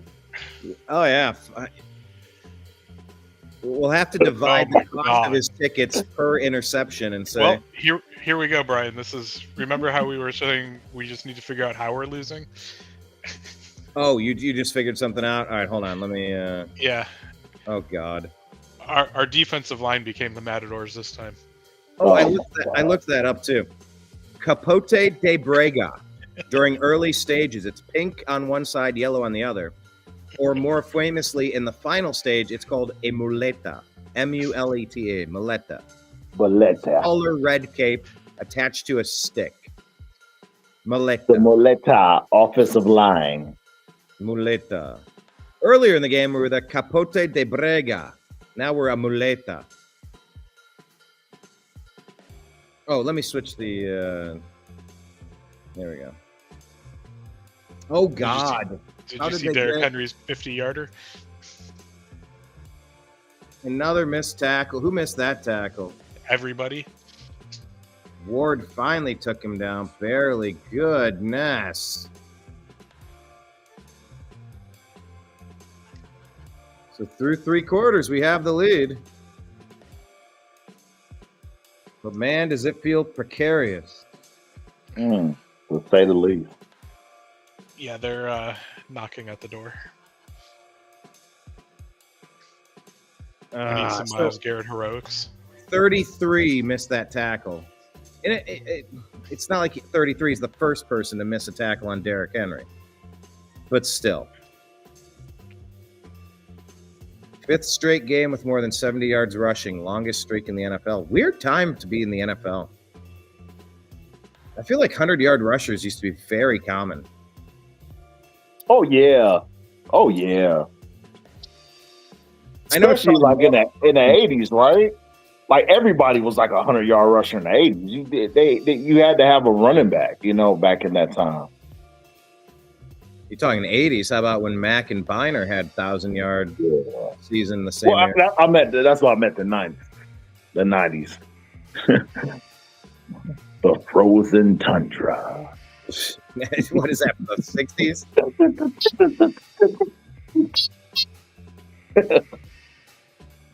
Man. Yeah, so this is the least comfortable 6-point lead you could ever imagine, I suppose. Ever. Do we have zero faith that Shedeur Sanders can do much of anything anywhere? I wouldn't be comfortable with a 16-point lead right now. No. No. But this is what's gonna piss me off. So he was in, he played, okay? Now, unless he does something heroic, which I'm gonna say that for later. People are still gonna they're still gonna talk crazy. It's a lose-lose situation when it comes to Shedeur. I don't get it. I mean, what I tell people, like my favorite quote is, fair is a place with clowns and funnel cake. That's what I tell people. Talk about fair. Fair is a place with clowns and funnel cake. You don't get fair. You get an opportunity. Once you get the opportunity, you make the best of it. If you don't make the best of the opportunity, you be quiet, okay? Don't say nothing else. So that's what I'm hoping that comes from this, is that no one says anything, especially if you pro Shedeur or you don't like Cleveland. If you don't like Cleveland, it's fine. Here's something I talked to Brian about earlier is, has he really gotten a chance at all if he never got a single practice rep with the first team? No. So maybe, if Gabriel's ruled out for next week, if he's in the concussion protocol, he gets a week of practice and we'll see what he really looks like with a game plan and a week of practice under his belt. But, you're asking a guy to come in that has had 0 reps with the team he's playing with. But they gonna always make it to be something else because they're going against the Raiders, right? Yeah, next week's Raiders. Okay, so they're gonna go against the Raiders. The Raiders is not quite as a good team as the Ravens. So what's gonna happen is they somehow, some way, they're gonna make it look some type of way. You know, Right. you can't win for losing, man. By the way, you You know? remember Dorian Thompson Robinson Right. getting the start against the Ravens last year, but he didn't even know, and they didn't prepare him. Like that is rinky dink. That is romper room bullshit. That is so bush league. Yes. All right, handoff. Henry held up, stopped, and dropped. Okay, looks like the Browns defense held up. Shelby Harris on that tackle. They're in the dog pound now. They're raising their arms and trying to get the fans to make some noise.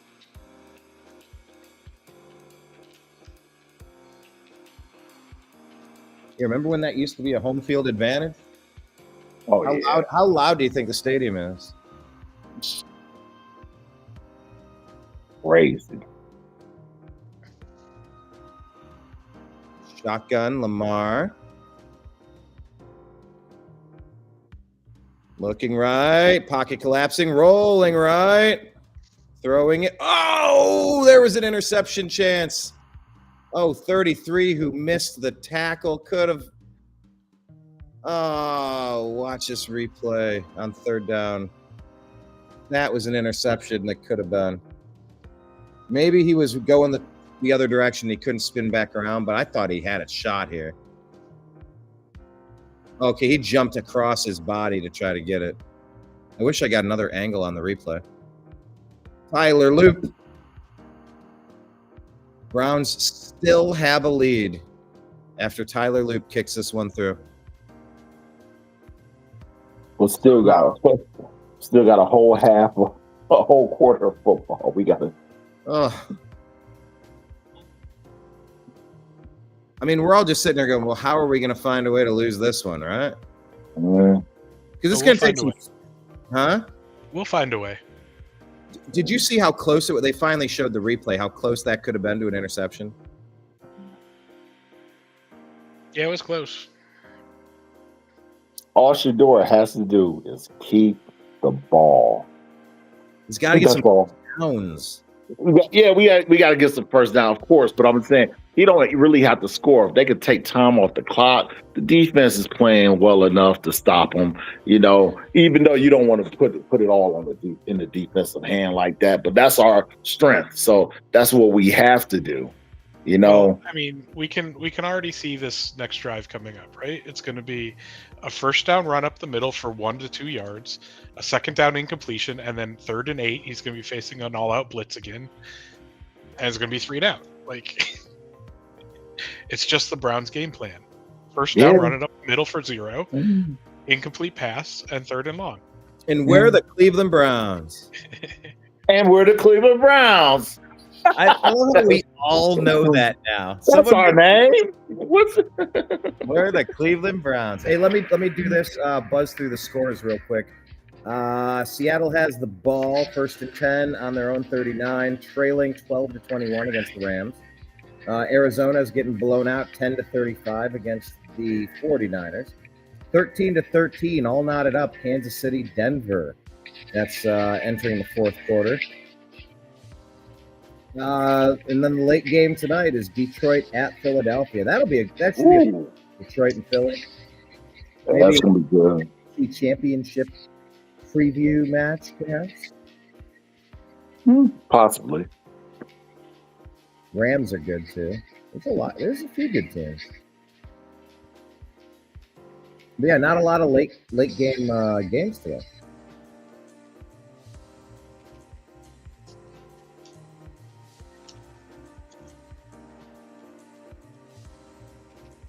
Cleveland, Ohio. How I missed these. When's the last time, Sal? When's the last time you went to a Cleveland Browns game in Cleveland? Woo! Yeah. How long have you lived here? No, I came back to Cleveland in 2002 or 3. It was like I came there. It was like a fall. Not a fall, but it was a spring, and it was like snowing. Like during springtime, it was snowing. I had to buy a jacket. I had to buy like a winter coat because it snowed that bad. It was like in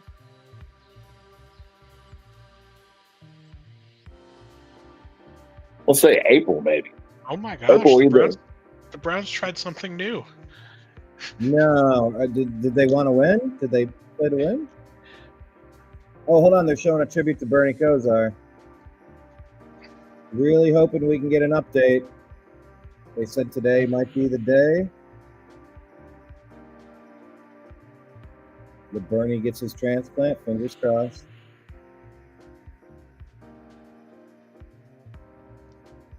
So let's see what the Browns do new.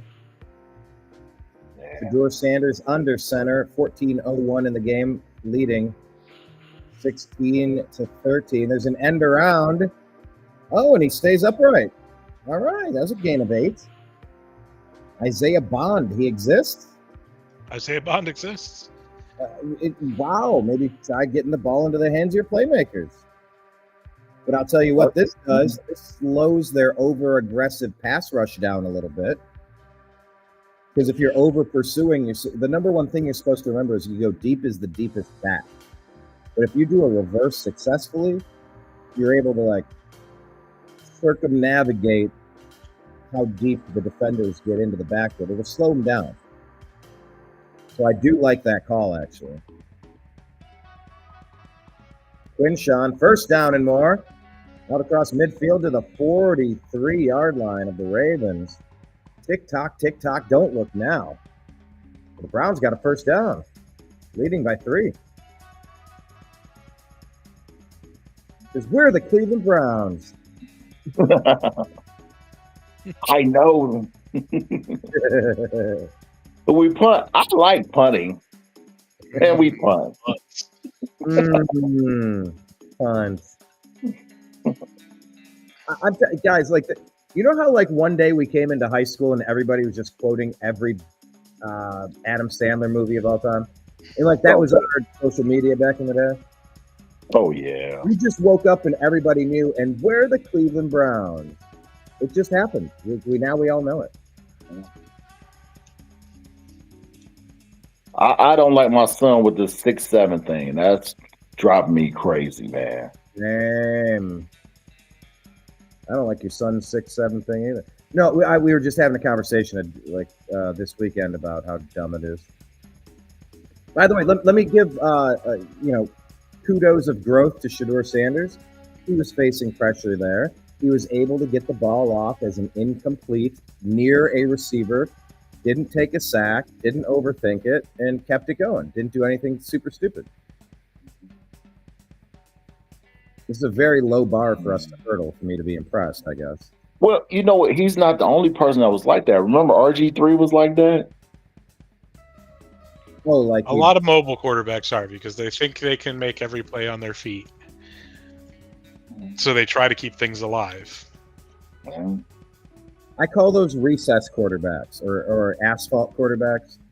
Like, you go out for lunch in middle school or something, and you get to play football on the street ball. Yeah, street ball, and you just run around. But eventually, you're going to find people that are better athletes than you. Mm-hmm. Oh, and Shedeur almost had the first down, but he couldn't stay in bounds. He tucked it and ran. I think he actually waited a little too long to run it. And he couldn't tiptoe down the sidelines. He had a shot here, but was he 1 yard short? No, about 5 yards short. But he was like, it was close to turning the corner on that. Yeah. He kind of are they in their territory? They can go for it? No, they're not going for it. Okay. We punt. And it was nearly a perfect stop on the goal line by the punt team, but they called it a touchback. I'd like to see a video replay. They're saying his foot crossed over. How are they not aware of their own bodies? They don't take any kinesiology courses. They're completely unaware of where their limbs are flailing. 31 did a great job leaving it there. Just don't touch it. No, his knee was down. That'll be down at the 1 yard line. they're gonna. The back judge is gonna. What do you say, guys? You think they're gonna overturn it? Or Darren? I don't know. I don't think they are. I think they will. We're in commercial break though, so I don't believe in any overturn. Ever since you keep on going over the Kansas City game back in 2020, they don't overturn nothing. Dude, that was a pivotal moment. Yeah. Imagine if Baker and the boys go to the AFC Championship game against Josh Allen and the Bills. Anything could have happened in that COVID year. You never know what could have happened. Yeah. I don't know. How'd Baker do against Josh Allen today? You know, it was an entertaining game. More than 30 points scored for both teams. Right? It was entertaining. And they're like, well, he looks kind of mortal now that his two best receivers are gone. It's like, yeah, take the two best. Take away Horace Grant and take away Scottie Pippen, and how's Jordan getting? I know he's still Jordan, but Yeah. game where Wait, did you just compare him to Jordan? Yes, I did. Yes, I did. Would you expect anything less out of me? You are the worst. I am the best. You are the worst. I earned that. I'll own that. That's your love. That's the love. No, but that's your guy. I can tell that's your guy. Dude, yes. Yeah, he's an undersized, underappreciated white boy. Like I relate to him. Oh my God. I relate to him. He's a little scrappy. He's a real gym rat. A real coach's kid. Every pejorative used to say he's not bad for being white. No, I just feel like he was anchoring my team at quarterback, and we just keep building a better line and a better receiver, a better tight end. Like, just keep building around him. Like, we had something decent. We could have won with him. We could have won with Baker in a great. Stefanski did throw the challenge flag. We were gonna win it. I saw the replay, and we got this. Gene Steratore doesn't know. I do. He said it's hard to tell. Oh my God. So that means. By the way, take a look at this on the screen. This is what the Browns TikTok changed their thing to. It says, "And we're the Cleveland Browns." They actually changed it. Yeah, he's down right there, and that's his knee, and he's good. What was his foot on the line? Nah. By the time his foot touches the line, his knee's already down, and it's irrelevant.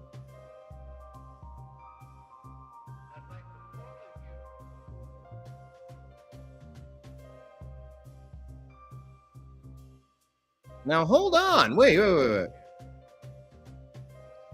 Okay, so I'm a little behind you. Let's see. This might not be a touchback. I'm telling you, it's down at the 1 inch line, and we're gonna get the safety.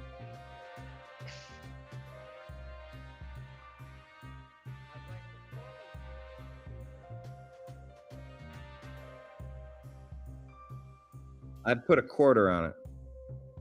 That's how strongly I believe. A quarter of what? Oh, hey now, stop. He's 99.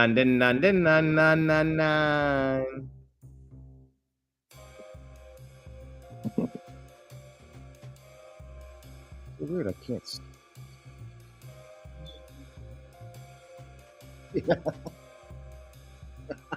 That's a good point. I'll get demonetized for singing a line of Bone Thugs. Yeah, you can't. Yeah.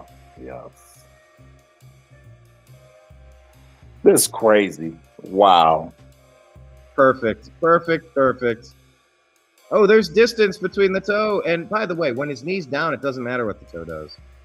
Yeah, we got this. Great job. Hey, can we give Stefanski some kudos? He did a good job here. Yeah, Bubba Van Churn too. Hey, if we crucify him for the other stuff, we got to give it to him when he gets it right. Guys, that's what I'm saying. Call stands. So Stefanski just blew a timeout for us. Wait, call stands? Call stands. Oh, come on. That's horseshit. On the replay, we saw 7 different angles that he didn't cross in.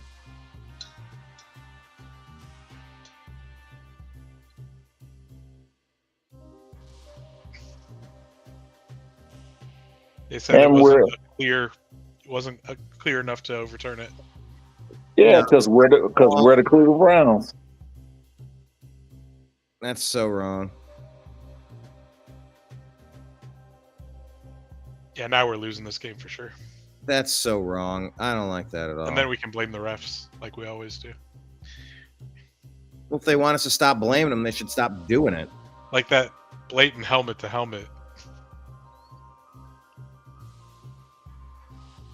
Michael Hall Jr. is on the team. Allegedly. Oh, get ready to do the dance, guys. Yeah, Mike Hall.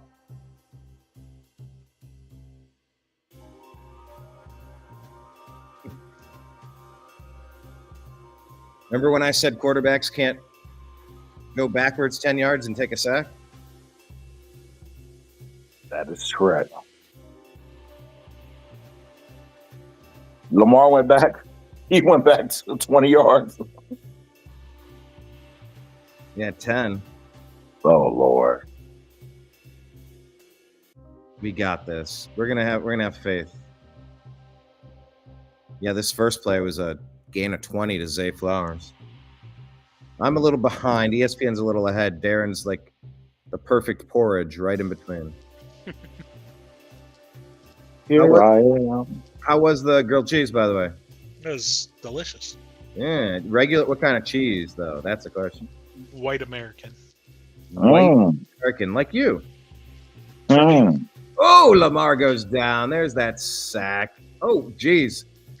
Lamar actually didn't get sacked. He flung it out to Andrews, but they already called it the grass because he was hung up in a dangerous spot. Hey, did you make the grilled cheese yourself? Yeah.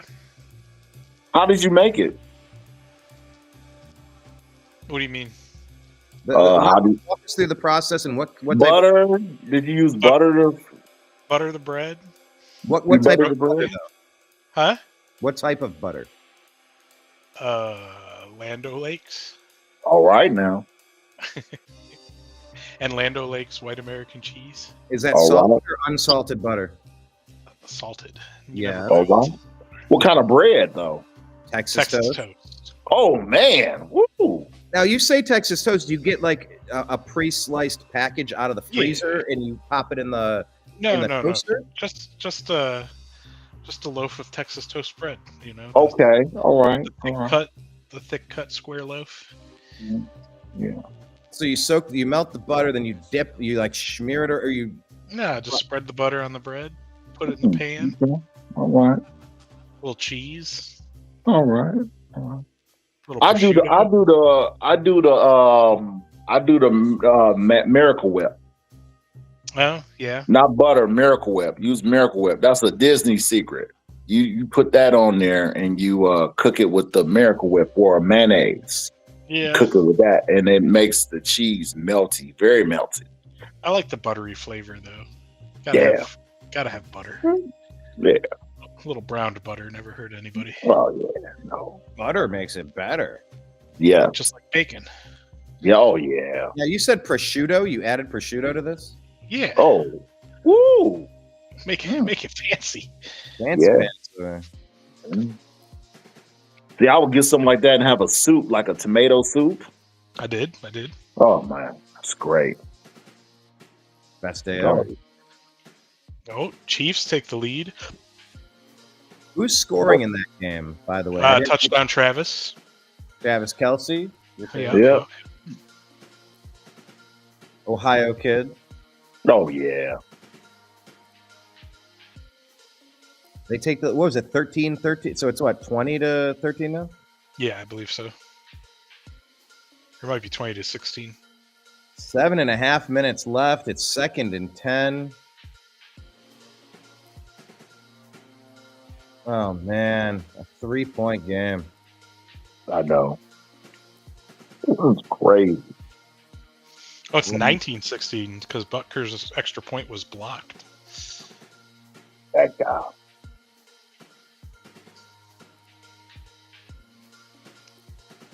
I don't like it when people will talk that's not really that good. Gotta be good to be able to say anything nowadays because everybody's going. They gonna charge it up. Oh, he was the guy that was talking. Gotta be good. Got to back it up. Yeah, Kelsey has had an incredible career. Oh He yeah. backs it up. And I he thought- married. And he's marrying Taylor Swift, man. Goodness gracious. Allegedly. Let's see how that all plays out. Wow. Let's see how it plays out. You're not a Wanda Swiftie? say Flowers, gain of a few. What'd you say, Darren? Said you're not a Swiftie? Nah. I'm not a Swiftie, but it's just amazing for a man to be with a woman that has like more money than him. You know, you never see that. It's never like that. She's like one of the richest. I mean, she's a genius. Here comes a flag. Getting her masters, and Oh yeah. she's like reinvented the game. Oh yeah. She's like Michael Jackson when it came to that. She took advantage of how everything worked out. So when people use her music, she's getting the money. I am shocked we did not get called for interference here On the field goal, on the 3rd and 6th play. I just saw Carson Schwessinger blow this run up. Woo, man, is he a beast? Yeah. All over the. How did this guy drop to the second round? Yeah. Luke Kuechly was a second round draft. What Was he really? was it? Second round? Oh. Tie ball game. Oh Lord, that's it. Well, gentlemen, that was it. I don't think we're gonna be able to eat up all the time on the clock or put ourselves in a situation where we can actually get a field goal. I think the defense is gonna have to stall us out. They're gonna have to make it happen. The defense has to make it happen. If they don't, then we lose. My friend just messaged me. He says, 1 drive, 1 confidence series, just 1. That's all we ask for. 1. Literally replied- one. I replied, Yeah. that's a lot to ask for. That is. Yeah, give But me then when you think about it, the way you explained it, you know, he hasn't practiced with the ones or anything. So it's like, Yeah. you know, really, what do we really expect? Come on. Here, go out and run a 4-minute offense that you've never gotten to practice with. Yeah. against the Baltimore Ravens. Thank you. Even though they've been off this year, they're still the Ravens. Thank you. Yeah, when you said I can't believe we didn't get called for pass interference, he grabbed the arm. That could have easily been called. Yeah, I was shocked we did not get called. Like, Maybe that's for them messing up on the other call. The touchback. Yeah, the touchback. Yeah.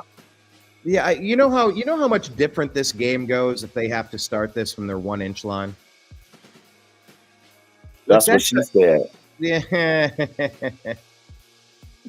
So this dude that I grew up with, right across the street from me, the bass player in my band, my roommate, all these years in college.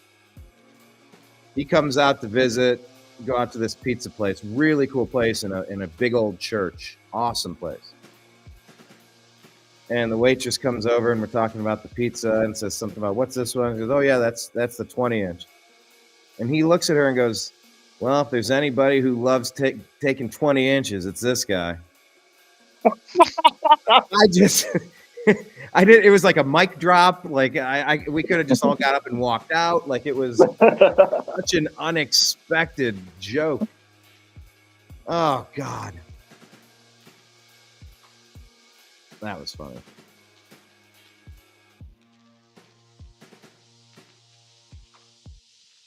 Speaking of inches, all right, what's the flag on the play here? And who's down? 37's injured? Who's 37? yeah. Jones. Wow. Holding receiving team.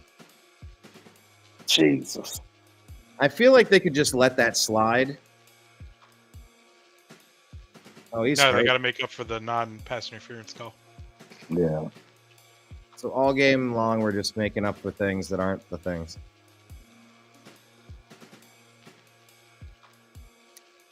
Oh, are we destined for overtime here? 16-16? No. I don't think so.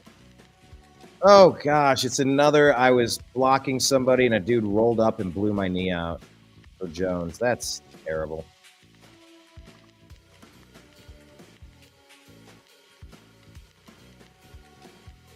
All right, he's walking off. That's a good sign.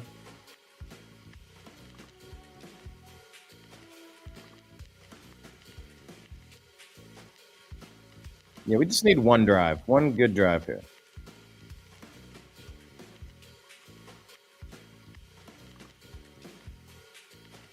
And by the way, I am rooting for Shedeur Sanders. Like I'm not rooting against him by any stretch. I bought 2 of his PSA 10 rookie cards just because. I saw him 6 months ago in preseason. I'm like, that guy looks good. That play looked like shit. The swing pass to Judkins, incomplete. He's what, 2 of 8 on the day now? Something like that. I think that's a And he- lower He percentage gets of smacked in completion. the head and doesn't get called. Oh, I didn't see this one.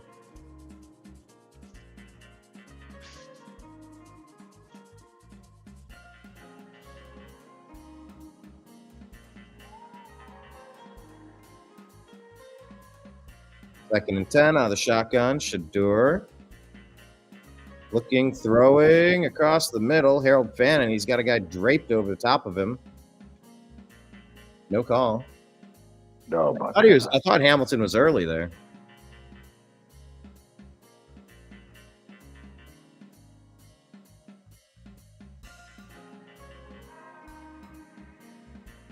I think Fannin just needs to make the catch.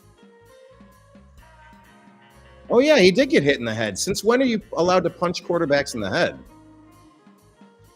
As long as Because we're the Cleveland Browns.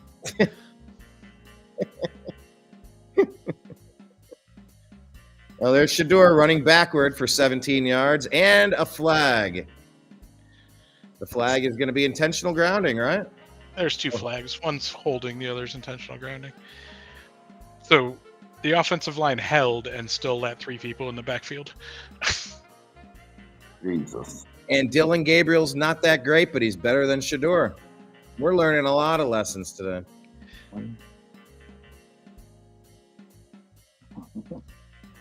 Stefanski, we take it back.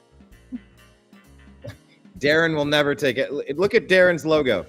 No, we still need to fire Stefanski. He's still terrible. No. Hey. Let's not be too overzealous. He needs to lose the job. Fun facts. When was the last time we won a road game? Jesus. Like last year or sometime?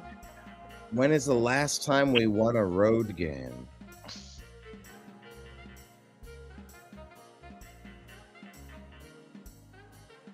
$2023. Correct.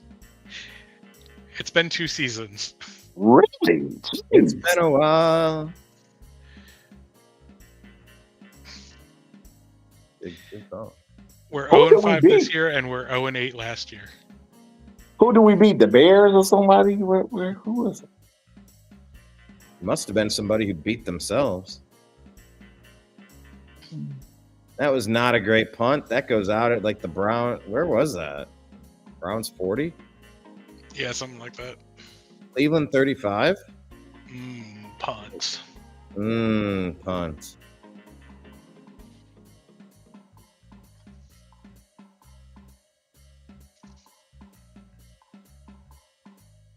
So you said they had a 30-yard punt? Well, He he kicked did Cleveland and 30. went out to the 45. Now it's at like 3rd and 1 at the 35. Oh my God. You know, all they need is a field goal here. Take the lead. This is why you need to score touchdowns, not field goals. Right. We should be up 20-16, 23-16, 24-16. Well, look at the bright side. At least they don't have Tucker.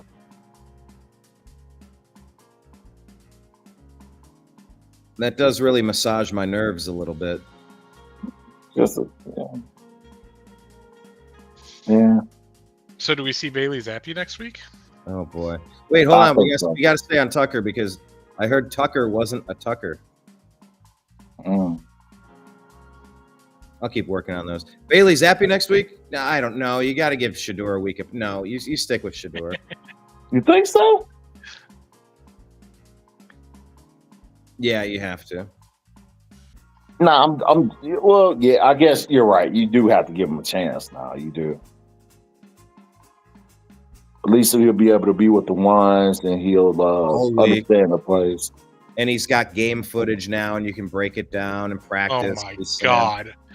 Oh my god. We are so terrible. I saw it on the screen. I can't wait to watch it in real life.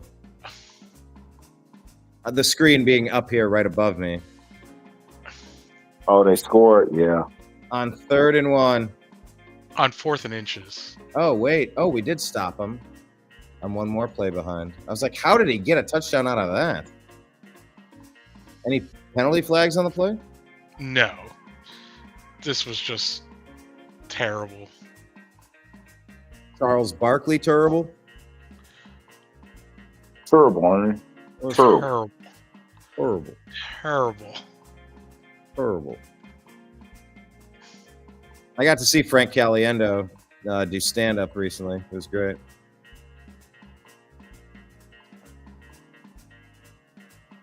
Mark Andrews just spins and runs it. Oh, my God. What? We just all outsold the sneak.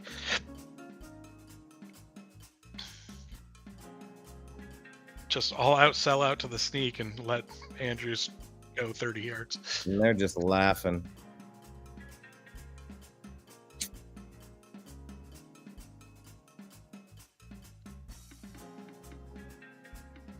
Oh my goodness.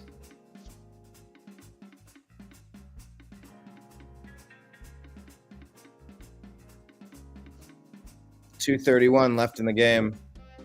Ravens take a 23-16 lead. Nothing beats the vacation. And we're the Cleveland Browns. It's his first career rushing touchdown, Mark Andrews. Oh, man.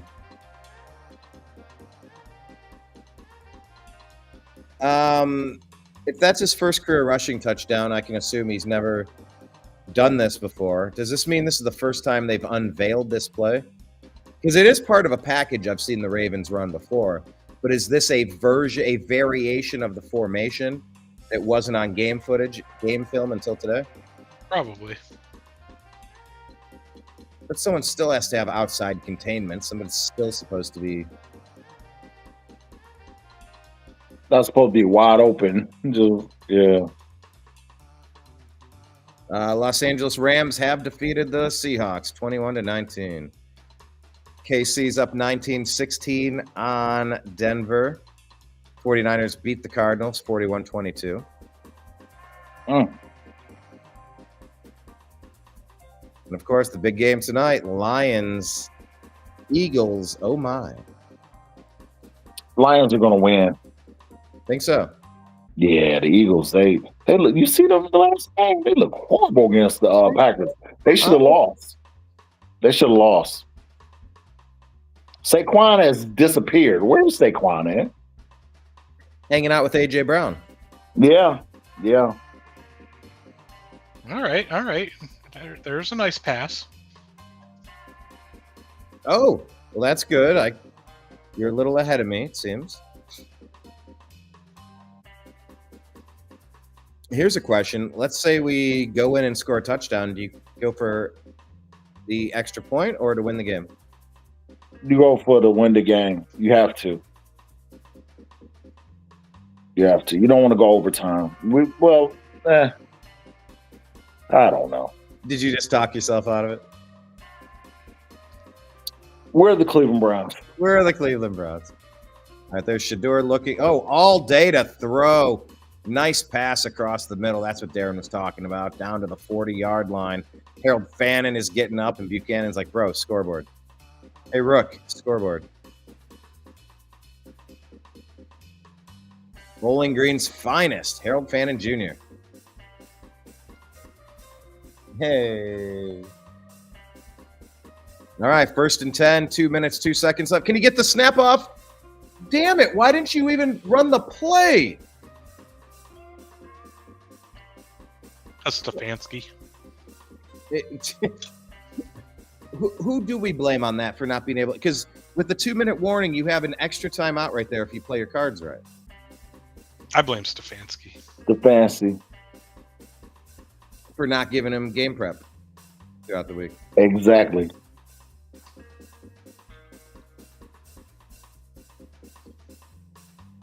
And that's really the problem, you know.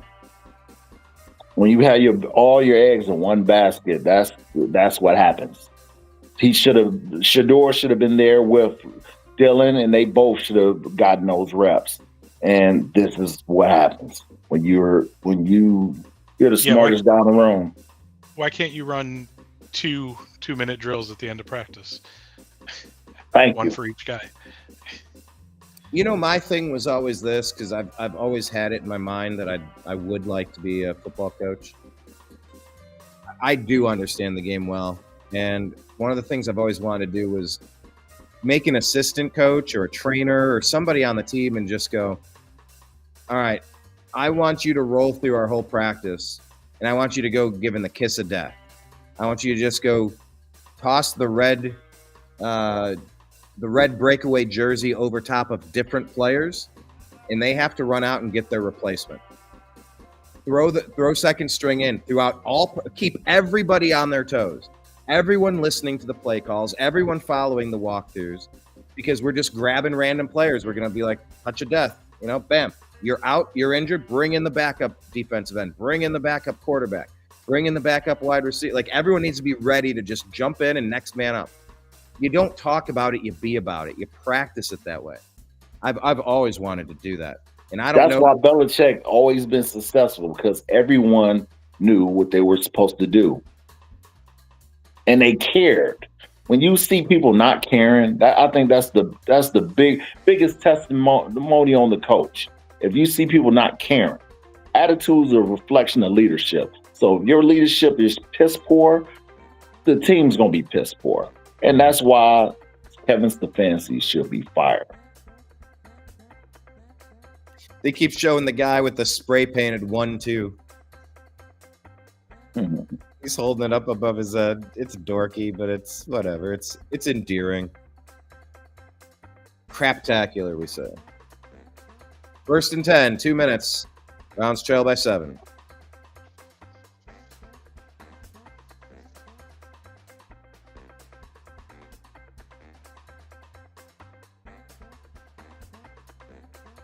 Shotgun. Sanders looking, throwing. Incomplete to Judy. Oh, Judy's still on our team. I forgot about that guy.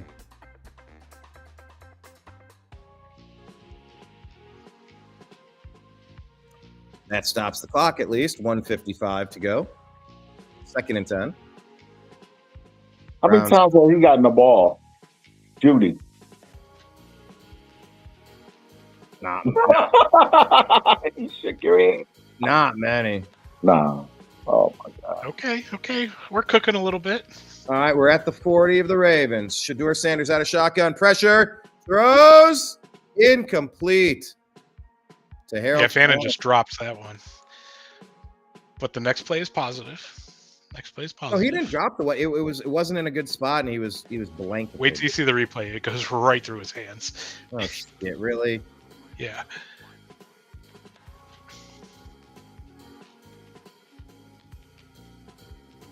A third replay might show it. Oh shit! Yeah. Well, I mean, the defender number 2 had his arm wrapped around his bicep at that point. Sanders looking. Sanders throwing. Complete. Judy. Oh, Judy stays alive to get the friggin' first down. We needed that. Oh, did we need that? Jerry Judy on the day has been targeted 7 times, apparently. 3 receptions, 21 yards. He almost dropped it on the catch. Made 3 people miss to get that first down. Good job, Jerry Jeudy.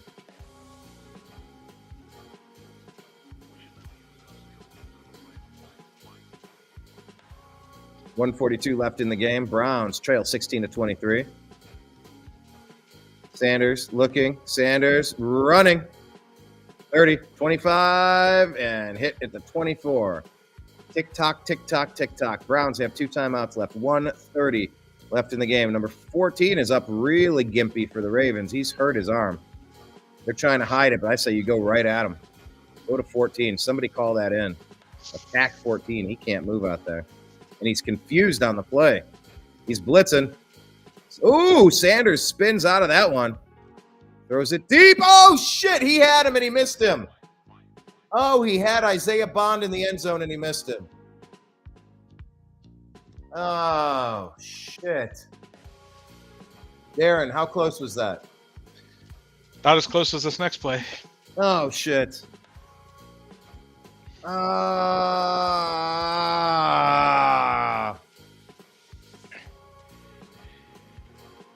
He's not really getting his body into like proper throwing motion. He's doing like a hippity hoppity thing, which I don't mind if your precision is like Baker on the run, but you can't do it like that. You had him. 3rd and 5, going deep. Oh my God. In and out of the hands. That was a touchdown dropped. That was a touchdown dropped. Is that Larvadane? Yeah, Leverton.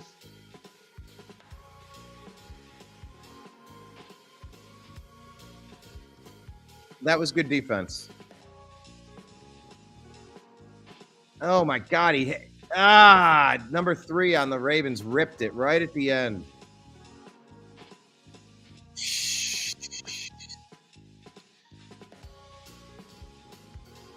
Well, for all the marbles, 4th and 5. Timeout, Ravens. Is it Ravens timeout or the Browns timeout? Browns timeout. Oh, then I think the Ravens use one once they see the play. Yeah.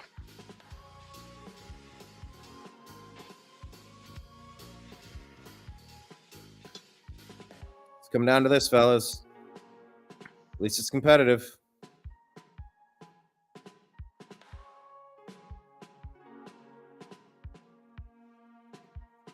I'm taking the game cast off the screen. Sorry, Sal.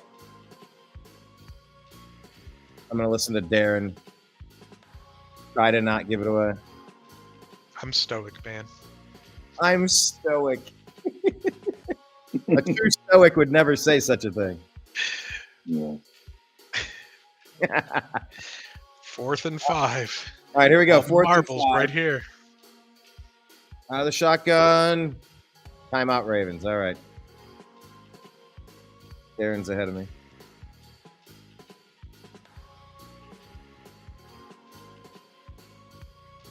Stoic Darren. Silent Darren.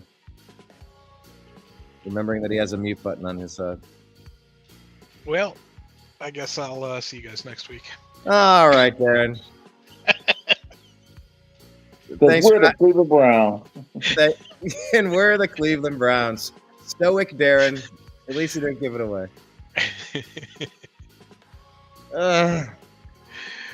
Well, let's punt. We should just punt here. Oh, doggone it. Couldn't get it done, huh? Well, let's see it in real time. That's already a determined. All right, well, let me call it. At the 26-yard line, 4th and 5, minute 2 left. I don't know why Wyatt Teller's so pissed off. He's been angry all game. Sanders, nothing, incomplete.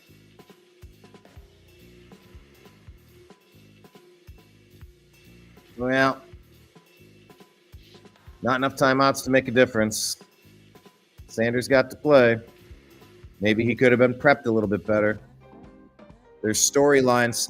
What storylines do we have of the game, Darren, before we let you go? Like, what do we say to sum this up besides we're the Cleveland Browns? Fire Stefanski. Fire Stefanski. Sal, you agree with that? I second that emotion. Yeah.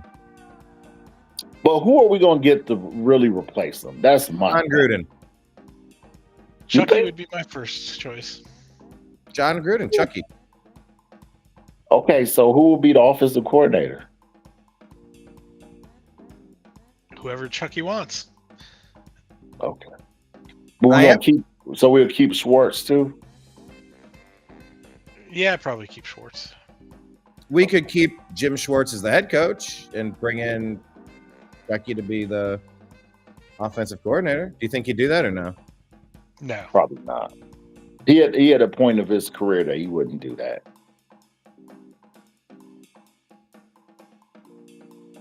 Yeah. Yeah, I am curious who Wyatt Teller's yelling at, because he's still yelling, and Shador's head down, head in his hands. He's down right now. How pissed off can they be at him? Really? Dude, he just came in. It's not like he got first. He don't even know you guys. He don't even know you guys. Oh, you on the team? Oh, I didn't know. Yeah. And just to think that story came out that the Ravens were interested in Shador, but allegedly his camp told him, no, we don't want to go play for the Ravens because we don't want to sit behind Lamar Jackson for 10 years. And then Lamar was injured for 4 or 5 games. He could have been playing this whole time, you know, if that rumor's true. I believe it's true. I believe it. Hey, if it's a rumor, I'll believe it. It's more fun that way. Yeah. All right. Well, gentlemen, let's wrap it here. We got some extra bonus time. Chiefs, Broncos, 19. Well, you know what? Let's just hang out for this one. Did they switch the coverage on what you're watching? Oh, I turned it off already. I threw the remote through the screen. I ripped it out of my wall and chucked it over the balcony. Did a Jordan the Stallion with the glasses. Like,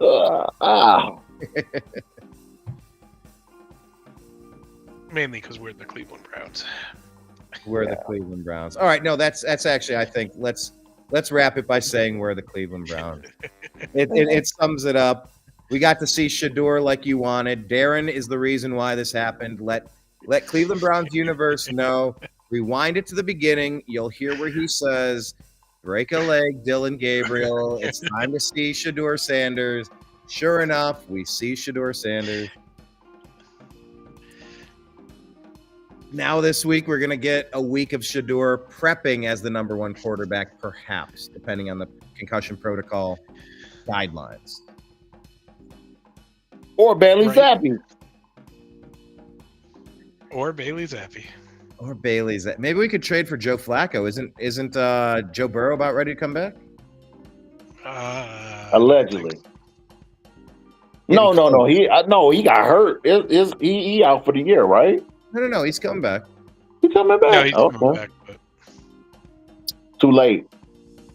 Yeah. What if we traded the Bengals the exact same pick that we got for Joe Flacco?